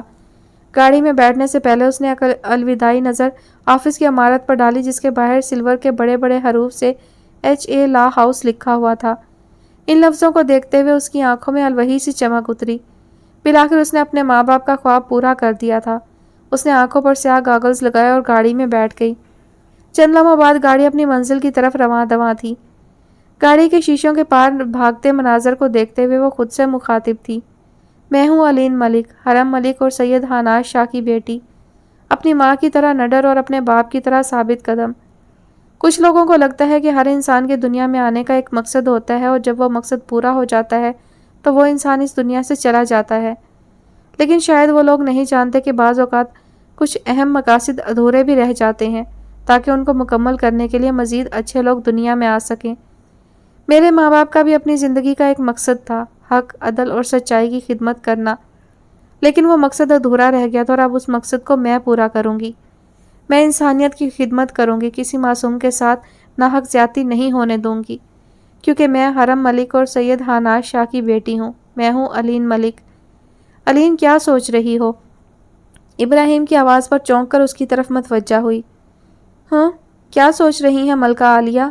کچھ نہیں، اس نے شانے اچکا دیے۔ سوچ تو تم رہی تھی لیکن شاید بتانا نہیں چاہتی۔ وہ اس کی طرف دیکھتا ہوا بولا۔ شاید، اس نے پھر سے شانے اچکا دیے۔ ابراہیم نے تعصب سے نفی میں سر ہلایا۔ علین نے اس کو گھور کر دیکھا اور پھر وہ دونوں ہنس دیے۔ ختم شد۔ یہی تو کہانی اپنے اختتام کو پہنچی۔ کہانی کے بارے میں بات کریں، ریویو دیں تو اوورآل تو کہانی اچھی تھی، کچھ ڈیفرنٹ بھی تھی، یعنی جو ٹیپیکل لو سٹوریز ہوتی ہیں ویسی نہیں تھی، لیکن کہانی میں تفصیل کی بہت کمی تھی۔ یہ کہانی لمبی ہو سکتی تھی لیکن معلوم نہیں رائٹر نے کسی جلد بازی میں اسے سمیٹا یا پھر وہ سستی کر گئی ہیں ڈیٹیل لکھنے میں۔ سب سے پہلے تو ہاناش اور حرم کا ماضی بالکل بھی بیان نہیں کیا گیا، یعنی کہ ان کی جو اسکول لائف، کالج لائف تھی جب وہ کلاس فیلو تھے، اس وقت کا ان کے بارے میں کچھ بھی نہیں بتایا گیا۔ ہاناش کی محبت، اس نے کوئی اچھی حرکت نہیں کی تو حرم کا اسے ریجیکٹ کر دینا، جبکہ ہاناش میں کوئی کمی بھی نہیں، چلو ریجیکٹ کر بھی دیا ہو، کوئی وجہ رہی ہوگی، تو نفرت کی وجہ سمجھ نہیں آتی، مطلب وہ اسے نفرت کیوں کرے گی۔ پھر جب ان کا کیس چلتا ہے تو اسے ویڈیو موصول ہوتی ہے، تو یہ سوال ایک وکیل کے اندر آنا چاہیے نا کہ یہ اس وقت کی ویڈیو ہی کیوں ہے جب وہ اس کے سامنے، گاڑی کے سامنے وہ اس شخص کے پاس بیٹھا ہے، اس سے کچھ وقت پہلے کی ویڈیو کیوں نہیں ہے، اسے کیوں نہیں نکالنے کی کوشش کی گئی۔ اور ہاناش کو بھی جو ہے وہ ویڈیو نہیں مل سکی، چلو مانا کہ وہ ایک بااثر بارسوخ شخص نے ایسا کیا ہوگا کہ اس کو ویڈیو نہ ملے، دوسری طرف مقابل جو پارٹی تھی وہ بھی سٹرونگ تھی، لیکن حرم کو تو یہ سوچنا چاہیے تھا نا ایز اے لائر کہ یہ صرف اس وقت کی ویڈیو کیوں ہے جب اس کی گاڑی نے اس بندے کو ہٹ کیا ہے، مارا ہے، تو اس وقت کی ویڈیو کیوں نہیں۔ اور دوسرا، وہ شخص گولی سے مارا گیا ہے تو بھی اس کو گاڑی کے سامنے کون پھینکے گا؟ کس کو ضرورت پڑی ہے کہ ایک آدمی جو گولی سے مرا ہے اس کو لا کے اپنی گاڑی کے سامنے پھینک دے؟ یہ ایک سمپل سی سامنے کی بات تھی۔ وہ ایکسیڈنٹ سے مرتا تو کہا جا سکتا تھا کہ گاڑی سے ہٹ کیا، مر گیا، گاڑی سے تو ہٹ نہیں ہوا، اس کو گن سے بتایا گیا، پھر اس کی گن جو ایک پرسنل چیز ہوتی ہے وہ اس کے قبضے سے جو ہے وہ ان تک پہنچ جاتی ہے اور انہیں پتہ ہی نہیں چلتا۔ یہ بھی بہت عجیب اور حیرت انگیز بات تھی۔ اس طرح کے چھوٹے چھوٹے پوائنٹس جو ہیں وہ لازمی رائٹرز کو مد نظر رکھنے چاہیے، یا تو اس کی ایکسپلینیشن کرنی چاہیے کہ یہ سب کیسے ہوا۔ اس طرح سے کہہ دینے سے نہیں ہوتا کہ ایسے کروا لیا گیا، یہ بالکل وہی بات ہو گئی کہ ایسا تو فینٹیسی ورلڈ میں ہوتا ہے، جیسے جادو کی کہانی، چھڑی گھمائی اور جی کام ہو گیا، تو یہ چیزیں جو ہے میٹر کرتی ہیں بہت زیادہ۔ اس کے علاوہ جب ان دونوں کا مرڈر ہوتا ہے تو چھوٹی سی بچی کو وہاں سے کوئی کیسے لے جا سکتا ہے؟ وہ بچی کوئی ان نون، کوئی کامن بچی نہیں تھی، وہ ایک فیمس پرسن کی بیٹی تھی، اس کو کوئی بھی وہاں سے کیوں لے جائے گا اور کیسے لے جائے گا؟ ایسا اس صورت میں ہوتا ہے جب کوئی بچہ لاوارث ہو، جس کے گھر والوں کے بارے میں کچھ پتا نہ ہو، اسے کوئی ترس کھا کر لے جاتا ہے۔ وہ بچی ایک فیمس پرسن کی جو ہے وہ بیٹی ہے اور وہاں پہ اتنا بڑا انسیڈنٹ ہو گیا ہے، پولیس رپورٹر سب کیوں ہوتے ہوئے کوئی اس بچی کو کیوں لے جائے گا؟ اور اگر لے بھی جاتا ہے تو اسے اس کے گھر والوں کو، اس کے والدین کو ڈھونڈنے کی کوشش کرنی چاہیے، ان سے رابطہ کرنے کی کوشش کرنی چاہیے۔ یہ کیسے سوچ لیا کہ ایک بچی کو لے جائیں گے تو اس کے گھر والے پریشان نہیں ہوں گے کیا؟ اسے ڈھونڈیں گے نہیں اور وہ جناب بچی کو لے کے اپنی ساتھ اور چلا جائے کوئی بھی پرسن؟ ایسا نہیں ہوتا ہے۔ اور وہ بچی ریسٹورنٹ میں تھی، کوئی سڑک پر نہیں پڑی ہوئی ملی تھی، اور نہ ہی وہ ایسے حلیے میں ہوگی جس سے اندازہ نہ لگایا جا سکے کہ یہ کسی اچھے گھر کی بچی ہے، تو اس کے لیے پولیس سے رابطہ کیا جاتا، اس کے گھر والوں کو ڈھونڈنے کی کوشش کی جاتی۔ وہ سارا جو ایک پروسیجر تھا وہ بھی رائٹر نے اس کو بھی ایکسپلین نہیں کیا۔ تو ایسے بہت سارے سوال اٹھتے ہیں۔ پھر اس کا اپنے گھر والوں سے نفرت کرنا، یہ سمجھ نہیں آتی۔ اس چھوٹی سی بچی کی یادداشت بھی اتنی کہ اس کو بہت کچھ یاد ہے پہلے کا، اور دوسری بات اس کا اپنے گھر والوں سے نفرت کرنا بنتا ہی نہیں ہے۔ اس کو کوئی اور لے گیا اپنے ساتھ، وہ اپنے گھر والوں کا نہیں بتا سکی یا نہیں کہہ سکی، تو اس میں گھر والوں کا تو کوئی قصور نہیں، ان سے نفرت کرنی نہیں بنتی ہے۔ 15 سال بعد وہ آتی ہے تو پھر وہ یہ بھی پوچھتی ہے اس سے، ابراہیم سے، کہ تمہیں اس ڈائریوں کا پتہ ہے؟ اتنے بڑے گھر میں وہ رہ رہے ہیں، اور وہ ظاہر اپنے چاچو سے وہ بھی بہت اٹیچ تھا، بڑے پاپا سے، تو اس کو کیوں نہیں معلوم ہوگا؟ یہ بھی انتہائی بے وقوفانہ سوال تھا۔ اسے لگتا تھا کہ یہ ڈائریز کے بارے میں کسی اور کو نہیں معلوم۔ 15 سال بعد وہ آئی ہے تو کیا بات ہے، 15 سال میں گھر میں کسی چیز کو یہاں سے وہاں چھیڑا نہیں گیا ہوگا۔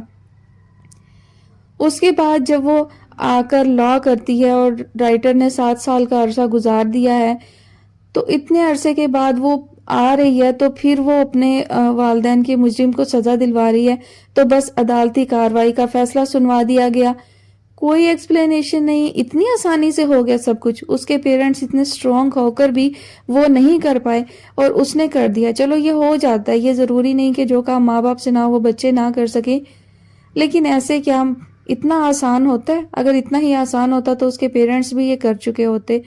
تو بڑی آسانی سے لکھ دیا گیا کہ جی اس نے ان کو سزا دلوا دی، اور اس کو سزائے موت بھی ہو گئی۔ کوئی کاروائی، کوئی چیز، اتنا پرانا کیس آپ کھولو وہ ایسے بغیر کسی کوشش کے ہو جاتا ہے۔ حاذق کا کوئی کردار نظر نہیں آیا، کوئی اتنا خاص سٹرونگ اس کا کردار نہیں تھا، اسے ایسے ہی بس بیچ میں ایک سائیڈ رول کی طرح سے بلا وجہ ایڈ کیا گیا۔ تو یہ چیزیں جو ہے بہت ساری ادھوری رہیں، کہانی طویل ہو سکتی تھی، اس میں ڈیٹیلز ایڈ کی جا سکتی تھی جو نہیں کی گئی۔ اور حرم کو بالکل اکیلا دکھایا گیا، مطلب اس کے پیرنٹس نہیں، اس کے گھر والے نہیں، کوئی بہن بھائی نہیں، کچھ بھی نہیں دکھایا، بتایا گیا۔ ایسے کیا وہ آسمان سے گری تھی؟ کوئی تو ہوتا ہے نا زندگی میں، کوئی بہن بھائی، کوئی پیرنٹس فوت بھی ہو چکے ہوں تو بھی اس کا ذکر تو ہوتا ہے نا، تو بالکل نہیں کیا گیا۔ تو اس طرح بہت ساری چیزیں تھی، میرے ذہن میں جو تھی میں نے وہ بیان کر دی۔ آپ لوگوں کے ذہن میں ایسی کوئی بات ہو تو کامنٹ سیکشن میں ضرور بتائیے گا۔ کہانی کے بارے میں آپ سب بھی اپنی رائے کا اظہار کیا کریں کہ آپ کو کہانی کیسی لگی ہے، کون سی چیز نے آپ کو ڈسٹرب کیا ہے، کون سی چیز آپ کو بہت اچھی لگی ہے۔ یہ اچھا ہوتا ہے، اور ہمارے جو ریویوز ہیں، خاص طور پہ آپ کے کمنٹس، مجھے تو کوئی تب سنے گا نا جب پوری کہانی سنے گا۔ آپ کے کمنٹ سے دوسروں کو اندازہ ہوتا ہے کہ کہانی کیسی ہے، اسے سننا چاہیے یا نہیں، مطلب کسی کا وقت بچ جائے گا نا یار۔ کوئی اپنا وقت برباد نہیں کرے گا اگر اسے لگے گا کہ یہ کہانی جو ہے اچھی نہیں ہے۔ ریویوز دیکھ کر، کمنٹس دیکھ کر وہ ڈیسائیڈ کر پائے گا کہ اسے اس کہانی پر اپنا وقت لگانا چاہیے یا نہیں۔ اپنا بہت سارا خیال رکھیے گا، اور مجھے اپنی دعاؤں میں یاد رکھیے گا۔ انشاءاللہ بہت جلد کسی نئی اچھی سٹوری کے ساتھ حاضر ہوں گی۔ اللہ حافظ۔